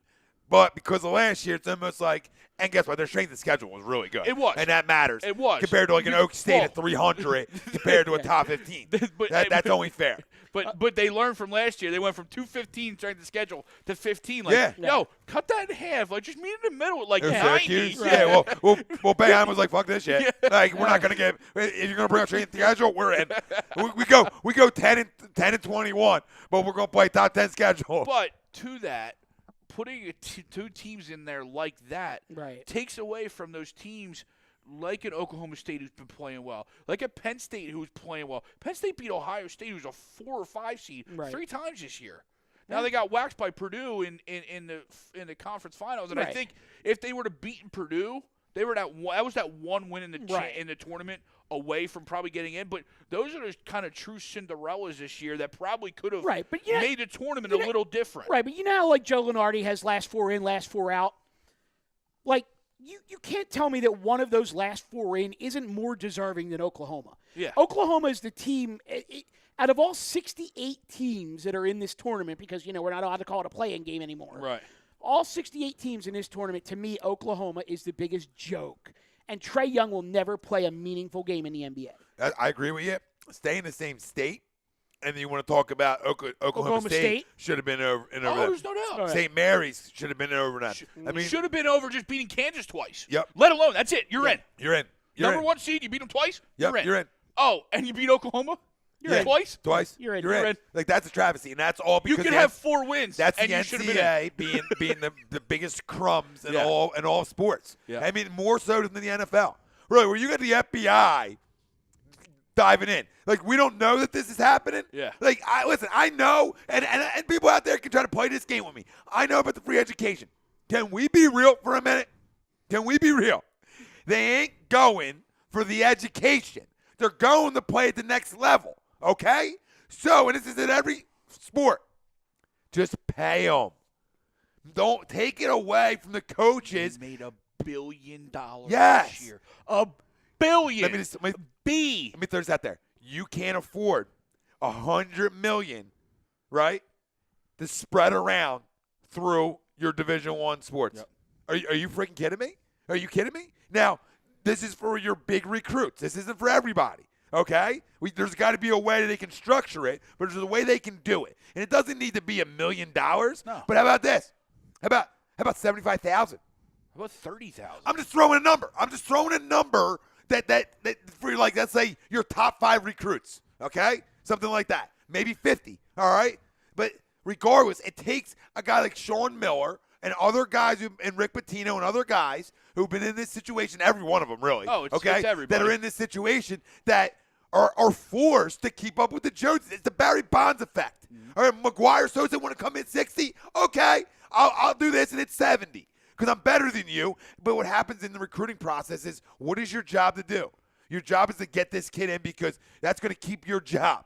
So whatever you have to say or do that you think you can get away with, these guys do. And because the schools are turnstiles with head coaches, they force themselves to do this type of stuff. It's how you get a kid, like Markel. It's how you get a kid that's playing in DeMatha right outside of Washington, D.C., to fly cross-country to play up in Spokane, Washington. That doesn't make sense. That doesn't make sense. And we talked about once these guys get drafted, they don't care. They'll throw everybody under the bus. They don't want to pay their money back anyway. But see, there's a simple solution to this whole problem that would actually keep parents happy and keep people from bitching about this whole thing too. Is that people say, like, you can't pay your student athletes, but if you pay them, you have to pay them all equal. You can't discriminate. You can't do this. You can't do that. Okay, fine. No, I can't. Here's your solution. You give every student athlete $1,000, $2,000, $2,500, whatever the number is. You give every athlete who's on scholarship the same amount of money every month, and then you look at the amount of merchandise they sell, and you say, okay, Trae Young, you get $2,500 in cash per month on top of your scholarship, and you get 5% of all merchandise sold with your name on it. Yep. That way the superstars make more money because they're the one whose jerseys or whose T-shirts or whatever are being sold, whereas, the 10th guy or 11th guy who may be on scholarship but isn't getting off your bench, still putting in the practice time and everything like that, he's got his too. Yeah. Perfect solution. Yep. It's like Johnny said. He goes, I'll take my jersey sales whenever you guys want. Right. Yeah. You know how to pay me. Yeah, you know my Venmo. You got my Venmo, Bitcoin. But it's, and Mike, that's a good way of doing it damn too, Mike, truth. because I didn't even put in the jersey sales in the factor. Mm-hmm. That's a huge revenue, and that's a way to think, okay, there's your kickback. You're a star, Yeah. you're going to get a kickback. And it's for any star in Division I sport, you're going to get a kickback.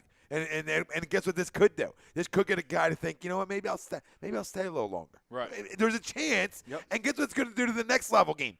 Make that even better. Better. So you have, and I don't care. I know Adam Silver and LeBron were talking about making it better. Well, the first way you make it better is trying to keep them there longer. Yep. Stop trying to rush them out of school. If you really care about the game, stop say, well, these guys got to feed their family. Well, they can start to feed their family if they're that good. Yeah. Why rush a kid out? Why these guys leave after their freshman year and end up being second-round picks? Well, what good is that for them? You also They could just gotta, go play overseas in you got to in 6 remember months? the NBA put the one and done deal in, not the NCAA. No, I know. But you're Silver. right. The NBA's got it because so many of these kids were coming out of high school and they sucked balls.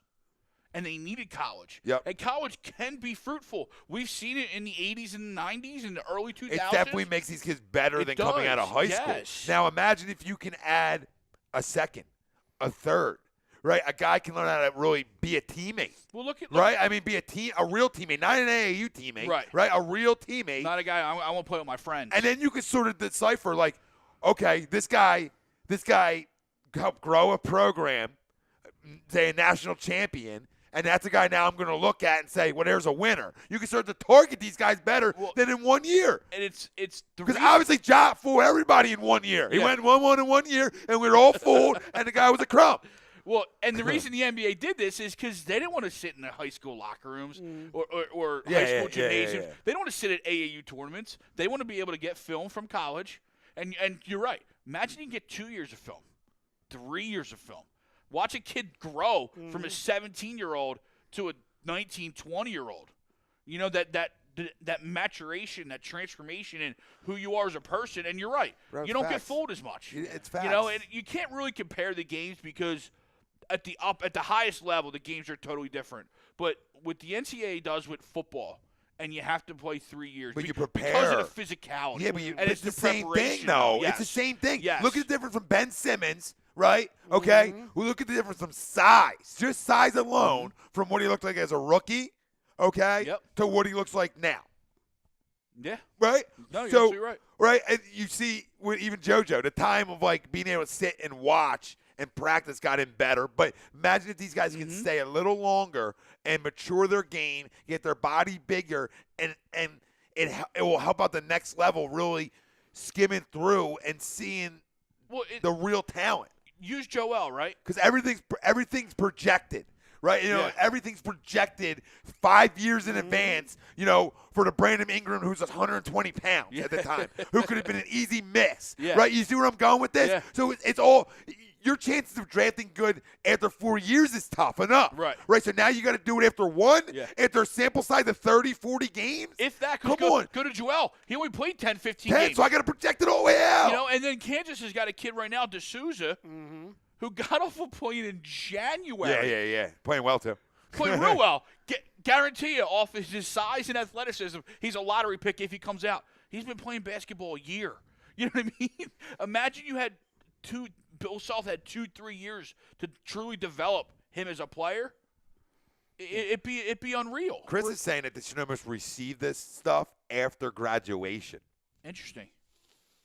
Motivate him to stay Like longer. a the longer trust you stay, the more you get. Yep. Almost like a trust. Yeah. Because we were talking about, I said that, like, okay, you make good money year one. Right. You're more enticed to stay year Right, two. yeah. Now, if you can put a percentage, I don't know, raise it up 2.5%, you stay Every year year. two. Raise it up another Yeah. 2.5%, you stay year three. And if you graduate and stay for graduation, we'll give you even a 10%er. Because Right. you're only going to help the college game, baby. If you're that good, yeah. you stay 4. You So talking we have about no this- problem You giving talking you about 10. this tournament? Yep. That's some Yeah. damn good basketball. We have no problem giving you 10% more than we started. So that might get up to, say, 35% Yeah. at the end of it. But guess what? That's worth it for the NCAA. There's no question about it. Because they always say, what would it be, 65%, right? Yeah. Well, 65% of something's better than 65% of the guy going to the NBA. He ain't making us no money now. Yeah. Well, all right. So here's the thing, though.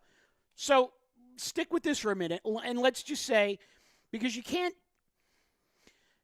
just limit it to all the big colleges, though, because you have, scholar athletes that are, on scholarship going all the way down to D3, but you can tier it. So let's say, for argument's sake, Oh, it doesn't go out of D1. right. But what I'm saying is, say your monthly base is like $2,500 at D1, $2,000 at 1AA, $1,500 at D2, and $1,000 at D3. Just picking numbers. Yeah, and we're okay? still giving you room and you- all and that you're for still- free. everything else is still free. Right. You're still getting room, board, books, the whole deal for free. But now you get into something like this, like a tournament or bowl games or College World Series or whatever. So for basketball, we're going to give you. So it's like the pro sports. you're- You get into the playoffs, you get a little more you money. get bonuses, Yeah, right? bonuses. And in the Division I level where there's TV that are sponsoring this stuff, maybe these kids all get a $500 bonus for making the tournament. Yeah. You win a first round game, you get another $500. You advance to the Sweet 16, you get $1,000. On top of your 500 plus 5, so you could conceivably make like $5,000 bonus if your team wins a tournament. Because here's the alternative. You're going to start seeing basketball academies pop up, a la what happened. IMG. IMG. Yeah. What happens like over in Europe with soccer? How you sign these kids right out of middle school, high school, put them in an academy, and your academy is associated with the G League. You know what I mean? And that's your alternative because now you can train every day, you can make money. You know what I mean? It's what because the model's there because it's what happens over in Europe with soccer. Listen, the NCAA needs to get it right before they And that's lose it. out. It's exactly and it. they make so much money, don't lose out. You're going to get these guys like Silver and LeBron, that's who's talking about this academy type of stuff. Yep, it's stupid. And you're going to lose out. It's stupid. It's dumb.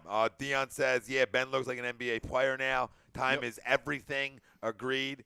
Jeremy Beelin said, like the movie Blue Chips, Show Me the Money. Yeah, you're right. You are right. I told Dion Markel's coming back soon. Great movie. Oh, great movie. I said, Dion Markel's coming back soon. Just to tell him. So reports are coming out that looking like maybe Friday could play, or at least in the near future. Like I said, when you start hitting step back threes, you can't hide anymore. Can't hide it. They can't hide is what I mean. Not him. He's not hiding. Well, it's just got to come a time where you just got to do it or you don't. Yeah, and LeVar did start his own league, Jeremy. He is starting his own league. There's talks about that too. But guess what? That's gonna. That will be an epic failure. But you have to. But this is where the NCAA has to get it right. You have to outpay them. Well, and that's because you have to outpay these leagues. You already make more money to be able to do it. You have to. See, you have the backing. Yes, you have the backing to do it. This 3-on-3 league doesn't have the backing. LeVar doesn't have the long-term the backing. academy doesn't have the backing. You're going to ruin You make these more kids. money than LeBron James. You're going to ruin these kids. You You're understand? absolutely right. You yes. make more money than LeBron James. Don't let him beat you out. Yes. Now, LeBron, come here, but don't let him. And then we'll take your son because he's nice too. Yep. We'll take everybody. We'll take little Bron. And you can be the Griffies in Philly on Broad Street. Real quick, real classy statement on Instagram from Patrick Robinson. Let me hear what Patrick Robinson said. You guys get a chance to take a peek at that. I'll bring it up for you. Give me a second here. You know I'm not on the gram, so I got to back into it through Twitter. That's fine, but bye, Felicia. Yeah. By the way. And Saints, good job. Bring back a guy who was a bust for you. Yeah. It makes sense. In the same defense. Yep. Good job. Good job. Listen, with all due respect, can I be real? With all due respect, he had a good season, okay? Yeah. He had a good season. He's not worth that money. No. The guy played $880,000. Everybody's going to look better when your price tag's $888,000. Or not $888, but $880,000. Everybody's going to look better when you get a pick like that. Granted, fell into your lap. Thank you, Chris Long. All right, but you take it to the house. Price tag goes up. Right, you win a Super Bowl. Price tag goes up. You ready? Hey, Larry. All right, so he says, Philly, exclamation point. It's been good, exclamation point. Thank you to the Eagles organization for giving me the opportunity to share this amazing season with my teammates. Special thanks to all my teammates who turned into brothers. Our hard work and dedication was not in vain. We came, we saw, and we conquered. Super Bowl champions. Thank you to all the fans who showed me so much love and support and continue to show support. I'm grateful for this new chapter in my life. Hashtag #WhoDatNation. Hashtag #WhoDat. Hashtag Saints. So you mean old chapter, Patrick? You know. I mean, we could get a Fly Eagles fly in there. Yeah, like I understand you're moving on, but you couldn't get you one couldn't more. throw one in. I mean, at least Trey gave, what? said it was a special time. We're not worried. Yeah. We're not worried. I Whatever. think we put it out on the I Facebook was- earlier. I was we're not actually- worried. I was actually shocked That they much were, money. Well, no. But I was shocked that the Eagles were even trying to sign him. Well, with the Worley signing, told me I Because- thought he was out the door anyway, Well, right? Not only that, but with That was Jo- Rappaport, though, with wasn't Jones, it? Hold on. I mean, That- this was a couple weeks ago. No, but that was Rappaport report, Yeah, right? yeah. He's been doing this, okay? He's been freaking doing this. Yeah. I ain't trust him as much. I trust the chef. The chef. Okay? Let me be real about that. He's been But doing with, this a with lot Jones recently. coming back, I always thought that he was just, dude, you did your job. I mean, we freaking won. Thank you, but there's Well, no you knew need Jones for coming you. back. You were going to have 3, so you had to play Yeah. all 3, and then you go and you trade for Worley, so now you got 4, Right. and Rasul's 5. You know, where am I fitting him in at? Yeah. Or do I have a move in Darby? And I think that was the thing that maybe was in the conversation, was because Darby was on his way out. But I don't think Darby's on his way out, guys. I said this from the jump street, that I thought Darby, like people were talking about maybe Darby being out, maybe Mills being traded, or one of them guys. None of them guys are getting traded. And like I told you, I think Sidney's going to be a stud in this league. But he's really going to, in camp, have to like out-duel both of them. Yeah. But regardless, our system, all 3 are on the field anyway Sure. at the same time. So we're gonna have a good time. I'm sorry. I got to rip somebody here. And I don't know if this got published anywhere other than our group on the book. But Rob Adelsberger says why. We're talking about the Honey Badger. Rob Adelsberger says why. I have reservations about him. His attitude sucks, injury prone, was never a fan. Do you know him personally to comment on his attitude? Rob, Are is you that crash? Are you in Just handed it. Yeah, are Don't you in restart the it. Cardinals locker room? Like, this guy's been a Can you model delete that? citizen basically since he left LSU. Delete the one that just went up, if it came up for me. Yeah, guy's been a model citizen since he left LSU, and this guy wants to rip on his attitude. And any issues at LSU was a 16 or 17, 18-year-old kid being in college. Yeah, This one. it's unbelievable. It's all right. We're just on the tube. It's no biggie. Okay, tube's good. No issue with the tube. I have to move myself back into the tube to see if I'm picking up some tube comments, which I can do quite easily. Tube talk. Tube talk. Yeah, I mean, we're about rapping anyway, you know. But Ooh. Que pasa? Mike, our buddy Mike Lipinski posted something from Philly Word Art. Mm-hmm. The dude, I think his name's Dan, does the word, but it's the Super Bowl parade on the art museum. Oh, that's nice. That's pretty sick. In the tube talk, TTB Ballin chimed in as usual. He says, "Yo, been a while. What's going on?" What up, What's up, TTP? brother? And then he says, "Trey Young or Markell?" I don't know if you heard my Trey Young rant. Markell. If you didn't rewind about 10 minutes. And TTP, they're just saying Markell's could play as early as Friday, and we could even see him in the next week. And then from our producer extraordinaire, Pivot, Johnny Manziel got married. Back on the wagon? Question mark, question mark, question mark. Johnny got married this weekend?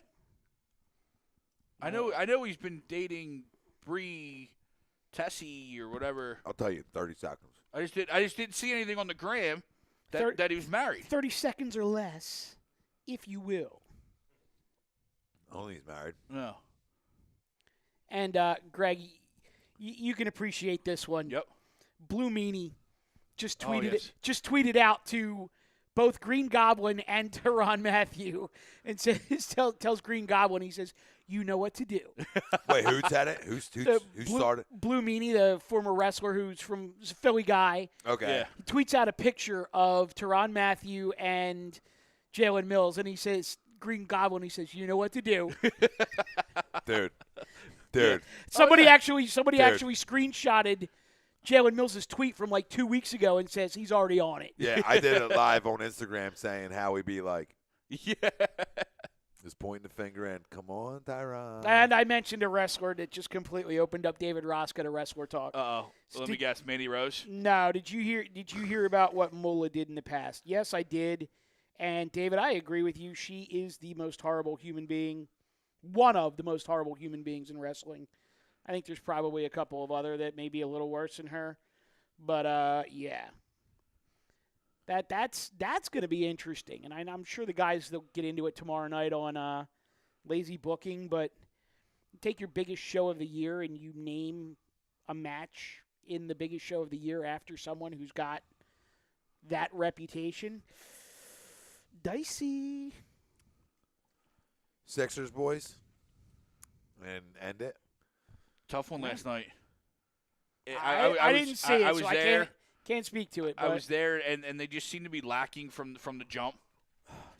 It seemed like every time they needed a big play, either on the offensive, defensive end, they never got it.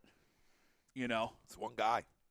Well, it's one guy. We talked that about cannot continue to be in this lineup. But he's hurting. While I this lineup. do agree, he's hurting this lineup. I saw immaturity out of Joe last night. Okay. Yeah. I mean, but I'm saying like a long season is now starting to wear. I'm not. There's no budging in my confidence in these guys. Right. I'm just saying the long season. You're seeing signs. You're seeing signs of just a young team going through a very long season. Right. You know what I mean? While I don't think whatever he did with Lance was anything that warranted a technical, but there was other things that he was doing throughout the game where, like, you made a great move and you dunked, but, dude, we're still down 10. No, there's no need to flex underneath the basket. Let's just get back and play defense. You know what I mean? But the turnovers from everybody is an absolute problem right now. Well, that's the way it is, and it's a lot of different guys playing with each other too. And again, man, like I can't have a guy on the court shooting 1 for 10 that when we need to be able to space the floor and hit them shots, we cannot have that. If you think about that and you put them numbers, all these fucking stat dudes, right? Okay, take his fucking shooting numbers over the last 2 months, all right, and put them into the losses. All right, and add 2 more threes to maybe an 0 for 9, and maybe we win a basketball game. Okay, for all the stat junkies, because I am so sick of the blue check marks and the stat analytic son of a bitches that want to sell me on stats that don't matter. Okay, I don't care that Oladipo shot 3 for 13 last night because he got good looks. I don't care about his steals. That doesn't tell me he's a good defender.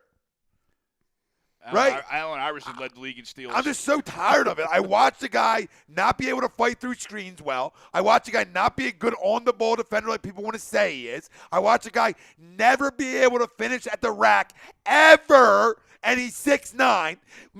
Us three get a little physical, babe. He's not finishing. The guy's so soft.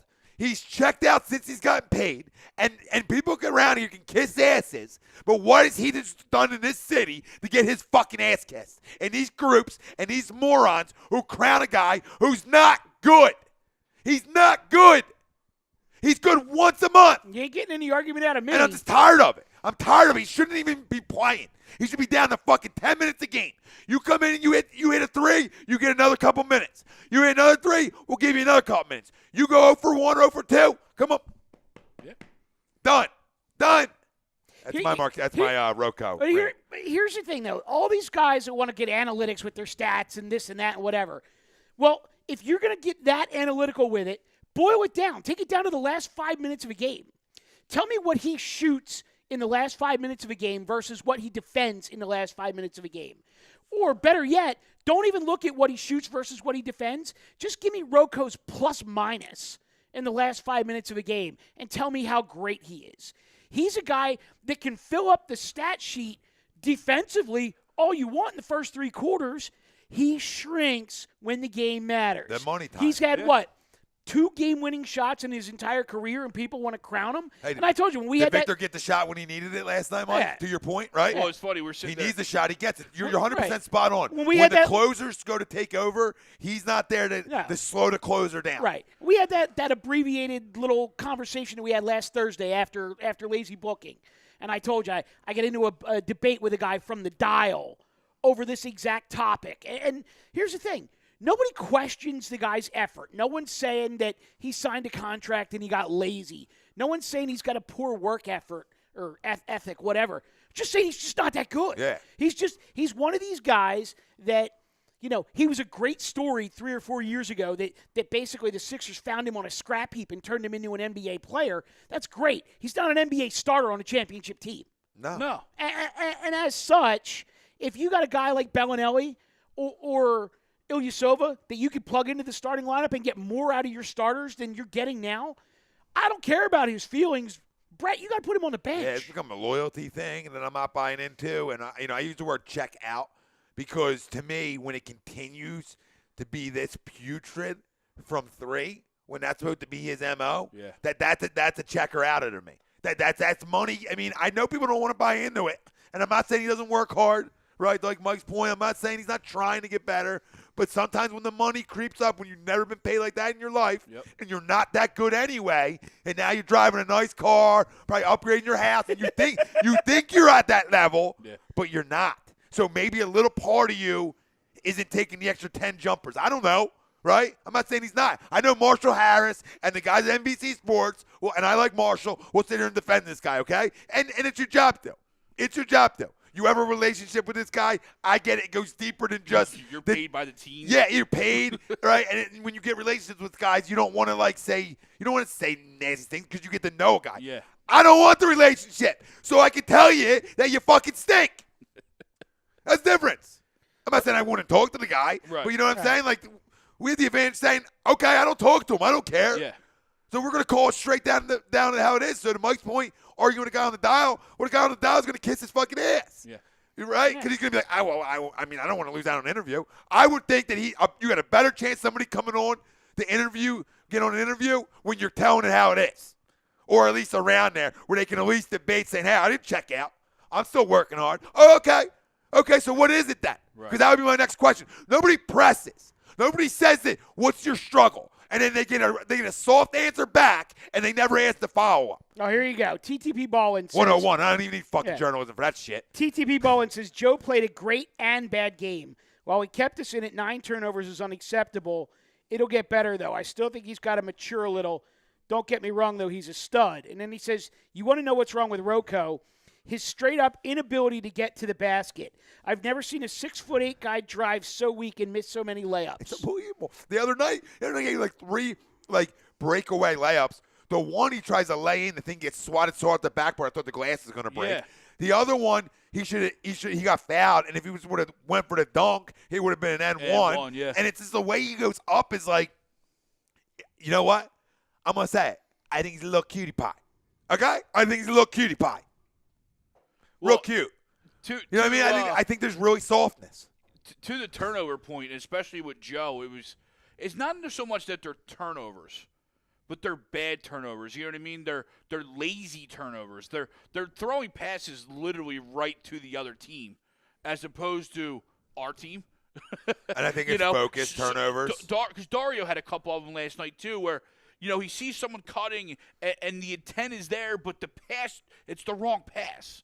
You know what I mean? Like he's trying to throw an overhead pass and, I'm just going to catch the defender's just going to catch the ball. Yeah, but you know what you're learning as a young team? You're learning night in, night out through this process. No. That like some nights you can't overlook, not be focused, because this is what's going to happen to you. You're going to lose games that you probably should win. Right. And that's a learning experience for these guys. This is why veteran teams get it more and understand it more. And that time will come, and you hope now the next time out, that they grow off of this one. They come back and win it going. What I saw against the Nets made me feel good because it was a bad loss early on in the season. Again, they should have never lost, and you don't want them to go up and be trapped in another one. And what I saw was a team that went up and didn't take them lightly and played good basketball. Came back, and this is a young team.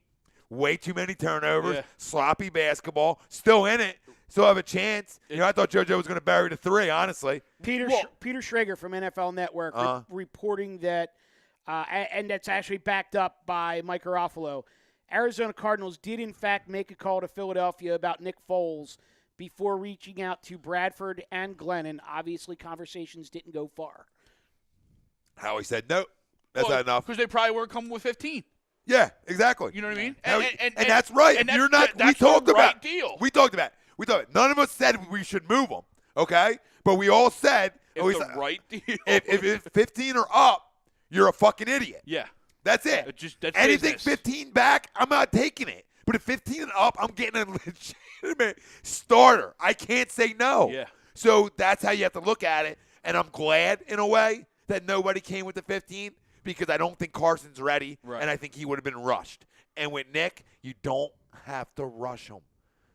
I know the kid's going to want to rush to play because that's who he is. Yep. And I understand he's going to work this process harder than most guys do. All right? And that's credit to the kid.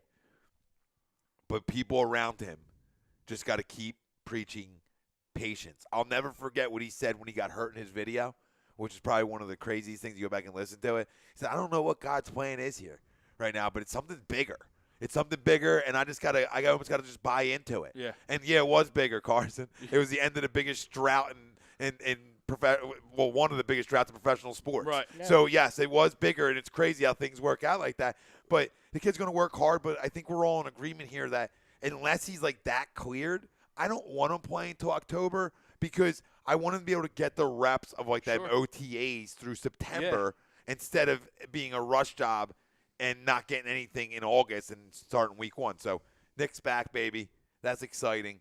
Sixers, when do they play? Friday? Well, it's funny, I don't know if we have time. Oh, Yeah, Greg, go you ahead. got fucking time. Jesus Christ. We got like 5 minutes. Go ahead. Yeah. Well, no, I was saying Oladipo sitting Time talk. at halftime with 4 points. And the group I'm with, and we're all just like, he's going to end up with 20-plus. Now, I don't think he ever got there, but you just knew a guy like Oladipo was not going to be held down all night. And I don't know how it looked on TV, but that final play that drew up, J.J. Redick came across the whole court wide open, and why that ball was not thrown to J.J. in that final shot, I have no idea. You know, I don't know what the actual draw up was On the final play, but JJ, when he came off He the was open. screen, he was open the entire time I was like, around the pass it, top pass of the it, pass key. it. And then Joe gets it, he fumbles it, and jacks it. And you thought he was gonna And that's make the it. other thing. Joe, if you're on, hit him. But I'm like Rocco with Joe. Like at least in the 3. You're not sitting down, but you're going back down to the block. Yeah, well, that's I don't need you jacking 9 threes and missing all of them. That's just the one where you have it, seconds to run down. No, you no, don't have a that choice. one, yes. I But forget there's who other ones in the Who was game. the inbounder on that? Was it I Ben? think it was Ben. Yeah, you got to get that Dude, rock you to gotta him. get that rock to JJ. I know TTP said Joe played a great and bad game. Yeah, which Yeah. is true. Yeah. You I mean, know. there was flashes where you're just like, He's so how's good. a dude 7'2" doing this? And then there's flashes where you're like, all right, Sloppiness. you're 22 years old, 23 years old. I Out of get control. it. Yeah. Yeah, little things. You know, JJ's got to make some shots. I mean, And let's JJ's like so like when it's money time. You know, he misses them shots. Yeah, and that hurts. TTP says the piece of Sixers are currently missing is what we expect Markelle to And be. he'll be there. TCP, he'll be there. Yeah. I got confidence in this kid. I really do. I think he's a walking 20-a-nighter. And on a roster like this where there is a lot of talent and a lot of there's some vet NBA players, I think he's going to be a problem. I really do. I think he's almost like, listen, think about this. You upgrade after the deadline. Like, who upgrades after the deadline? Right. Nobody upgrades after the deadline. You just said, hey, guess what? The number one pick of the draft is going to come back in about a week or maybe even Friday. How? All right. We'll see. All right. No, we will see. We will freaking see. Yeah, we will will. see. We will see. Wait, you don't have confidence, do you? You don't have confidence. I don't think he's a 20 a night tonight, like this year. Oh, I think he can get him. Not with this team. I think he can get him. I'm not saying night in, night out. I think there's going to be nights where he could put up a 20. Sure. I think there You is. say he's a walking 20 a night. He is throughout it. Okay, well, maybe not right away. I mean, there's a lot of talent on his team, but he's good. Right. He can flat out score the basketball. But It's a okay. huge addition. Who's sitting now? Rocco. You're Rocco. Easy. Well, yeah, but Easy. it's not the same position. It doesn't Sure, matter. doesn't We'll figure it matter. out. We'll figure it out. You can play 3 guards. You're gonna worry about who's got to sit down. I'm Who your number one I'm overall not pick in the worried draft? about Rocco. I'm just saying. No, where we're are gonna you worry about. find the minutes. I'm though? not worried about it. Number one pick in the draft. I'll find minutes. Okay. You better. Okay. You better. You better. I know you don't like him. You don't like him. It has nothing to do with Nah, that. I feel it. I just feel the vibe. I feel the vibe. I feel right off your chest. I don't. You're right. I'm not a Markel guy. Okay, well, you better get on board. I hope the guy is what he is. No, I know why you don't like him. I know why you don't like him. Why? Because of Colangelo. You don't trust the pick out of Colangelo. I know who you are, and I'm right with you. You're right. I hate Colangelo too, but I like the kid because I saw enough. I'm in on the kid. We talk about what do you bring to the next level? I don't care about the fuck. We do what the fuck we. You know what I mean? We're fine. We're fine. You ended right on the dot. I'm laughing. Don't worry about it. I'm laughing at you getting on him. What I'm saying to you is that what did he have that translates? We talk about it week in, week out on this show too. What does he bring that translates to the next level? The one thing. He's played 10 minutes. Stop it. And every freaking prospect, nobody plays any minutes. But we still talk about what do they have that translates. Right, and I want to see He it. can put the ball in the basket. Yeah. Okay. Let's see it. I'm just saying, bring in the guy. You're in the middle of a playoff race, and you're going to try and find, 10, 15 minutes for the kid? Yeah, a guy who can score, no Okay. question. All right. Why would I not? You're acting like he's a second-round pick, like you got to find minutes for this kid. But the dude has not played a game. I don't care. Okay. I don't care. Okay. Tatum didn't play a game, looked pretty good. Tatum's played a lot of games. When he played his first game, he didn't play any games, and he looked pretty good. His first fucking game. But he's not. But Tatum wasn't coming off an injury and a shrink. Oh, my God. The shrink's actually, a lie. I got the solution for you. Shrink's a lie. He takes half of Rocco's minutes and then a little piece of JJ's minutes and a little piece of Bellinelli's minutes because JJ and Bellinelli look like at this point in the season they could use a little bit of rest. I don't disagree. Right. I just said where the minutes coming That's from. what I'm giving you. Right, but I'm giving you the solution. Cool, And let's go. And we'll see how it goes. Yeah, we're gonna break it all down The for you whole right I now. mean, the whole thing could totally blow up in our faces, but at least at that point we know. 11 o'clock at night, we're going to give you every minute that he's going to get. I just did. No, yeah, I just know you did. We'll find them. We said we'll find them. Okay. We said we'll find them. I found him. You don't have to go All search right. them. So who's guarding the three? Who's I gonna, found who's him. going to guard the three? We I'm got not saying, minutes. and I'm not saying Rocco could guard the three, but who's guarding the three? I don't care. Oh, I mean, And I'm, and I'm not saying Rocco can. No. Because we've already discussed he but can't. hypothetically, who's guarding the three? we talked about this months ago that you don't have to play the same positions on the offensive end and Sure. the defensive end. Agreed. So you could actually back it out to where Markel covers the point. Yeah. Okay. JJ covers the two. Ben covers the three. I mean, you can I understand. slice and dice, mix and match. I get it. And it may work, it may not, but I'm willing to take a look. Sure. Sure. Willing? What? I'm going to piggyback off of Mike. Willing to take a look? Oh, I'm taking a look. Well, obviously we are. Oh, I'm just saying, but you're a guy sitting here that don't want to look. I'm like, you is don't that- want, is that you a don't want good- to fucking take a look? How do you not want to take a look? Sure, How are you okay, not? sure. Okay. You got Okay, something you didn't open yet. You didn't get a chance to open. You got a present on the But a table. major No. league- You got a present on the table Christmas morning, and you're refusing to open because you missed it that morning. Because now a week went by, it's still sitting there. You don't want to open it? Well, yes, because this has actually happened to me. My mother's missed so many gifts. My mother's missed. But anyway. So you get it. So Yeah. so now that Yeah, you open it up, yes. the eagerness to open is even more so now that I want to see him play. Okay. But here's where I'm coming from. It could be a lethal weapon that you get where I'm coming after the from. deadline. The kid's not in shape game-wise, right? That's why we're not paying him 20 at night off the start. But what would a week in the G League to get game ready and then jump in? You know this league. Come on.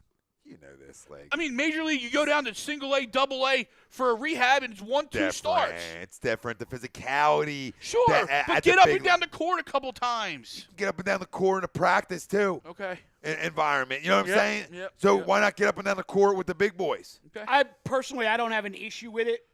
I could go either way. If he could play in an NBA game tomorrow, and I'd be fine with it. You send him to the G League for a week, I'm fine with that too. Just get him on the court in an organized game. Fine. Get him on the court then. Like, let's see it. I'm sick of talking about it. You know what I mean? Like, if he's going to play. If he's not, then just shut him down. Just shut him down. That's where I'm at with this guy. I argue with people that try telling me this is Brett Brown's decision. I said you can listen to whatever Brett wants to tell you that it's his decision, but if you for a second don't think that's upstairs, Oh, no. you're freaking high as a kite. You know what I mean? You are high as a kite, and that's cocaine high. You know what I mean? That's like crack high. Odell. Rob made a good point. He That's says, hotel room. doesn't a deeper lineup cause a team to have more consistency, less lag time when teams Yes. chip away at leads? Yes. Yeah. You have more options. You can find more guys that you can play well together.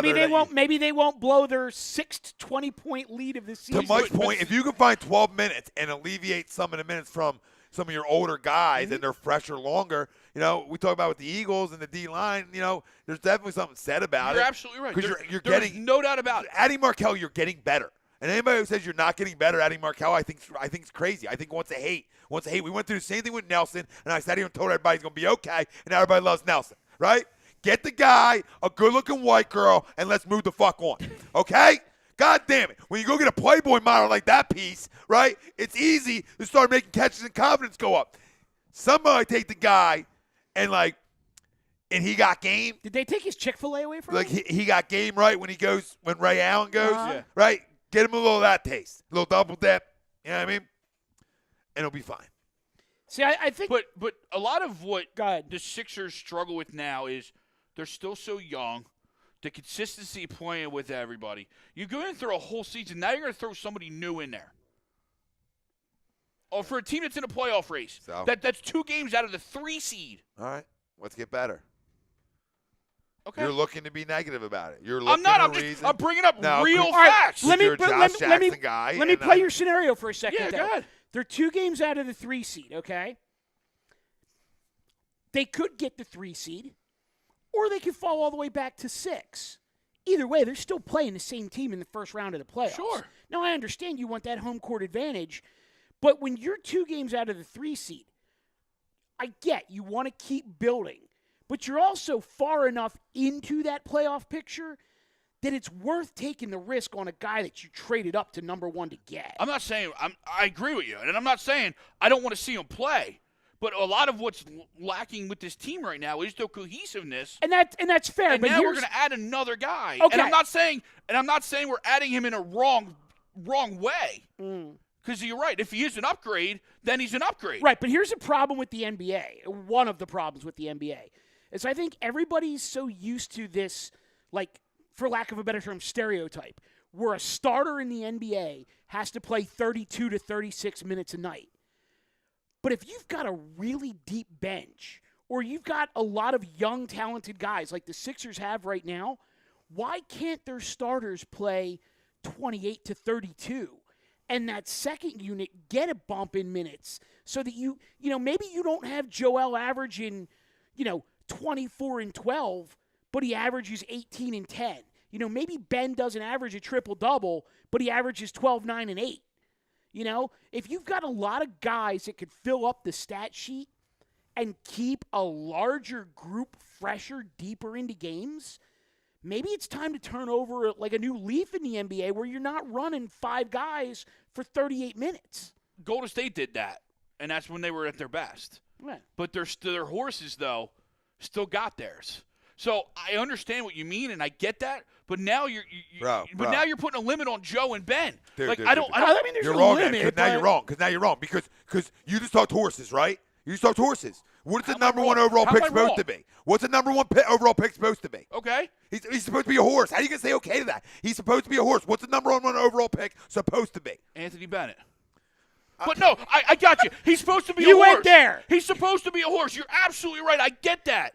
But we're 15 games from the end of the year. He's obviously not a horse this year. Could he be a horse next year? Yeah. I'll take a pony for the last 12 games. I'll take a pony. Me too. I was even going to say, I don't care if he just passes. He's just out there. That's fine. 5 minutes a night, just get it. Hey, if he can not turn the ball over, I'm in. Yeah, you know what I mean? I just think, listen, it's something. And I'm not saying you were trying to limit Joe. Right. But, I know what you're saying.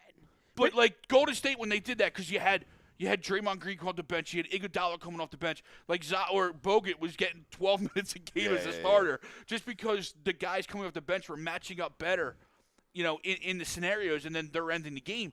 But it's just now you're talking about Joe's averaging 24, now we're 20. You know what I mean?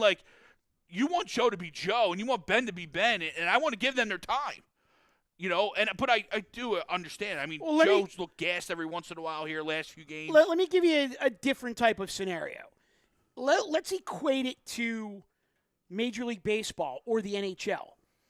As you get late in the season, they call guys up from the minors. And if it's August, September, even if your team is in a playoff race, if these guys that they bring up from the minor leagues are hot and they're hitting the ball or they're throwing the ball better than the guy who's been there since opening day, they're getting the playing time.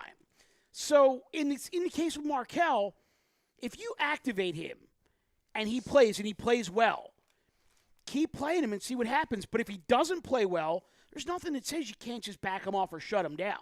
He'll say it. Well, I mean, and he will. but you can do it within reason. Right. You can do it within reason. And I don't disagree with that. You know what I mean? And that's what I'm saying. Like, but now you're disrupting the flow, the minutes, trying to find. So if he doesn't work out right away, you know what I mean? And he struggles a little bit. Now these guys, they're used to getting the 20 minutes or only getting 18. And you know what I mean? Like, you're this far in the season and guys are in the rhythm in what their roles are. And they know when they're coming in and out of the games and they know when their breaks are coming. You know what I mean? And now you're throwing another wrench in. You know, hey, if it works, cool, let's go. Let's go get the number 1 seed. And I get that, but, you know, like you just said yourself a couple of minutes ago, you see Joel hitting the wall. You're an ass. And at some point, Ben's going to hit the wall. If I can prolong them from hitting the wall, but by moving some minutes around, even this late in the season, I'll do it. Guy goes, oh, let's go get to the 1 seed. Well, let's go. He's such an ass. That's why Bob Menery says he's a goddamn problem. Goddamn problem. Let's go get the 1 seed. Okay. Listen, you got to play the kid. The two, by the way, the two number 1 seeds in the NBA are total frauds. Oh, yeah. No, we know in this. Toronto and Houston. They're total frauds. Yeah, ones and duns. They're total frauds. Ones and duns. All right, let's get the hell out of here. Another edition, Tom. Mike. AM. In the PM. A2D Radio. Thank Gibson Mayer LLC. It is tax season. They are our certified public accountant. Make them yours. Find them on the web, gibsonmayer.com. Thank you to all our sponsors, Canzano Sports, BMW of Atlantic City, Sports Outlet Inc., Stream Smart Vinny. Everybody. Tom Renone. Everybody. Everybody. Tom Renone, Michael Matarak, and Greg Walkovic. Robbie Pove on the 1s and 2s. Thank you, family. We love you. We're always flying. Eagles fly. Greg's a problem. And we're out. Go Markell. We're still world champions. Josh Jackson. Jackass.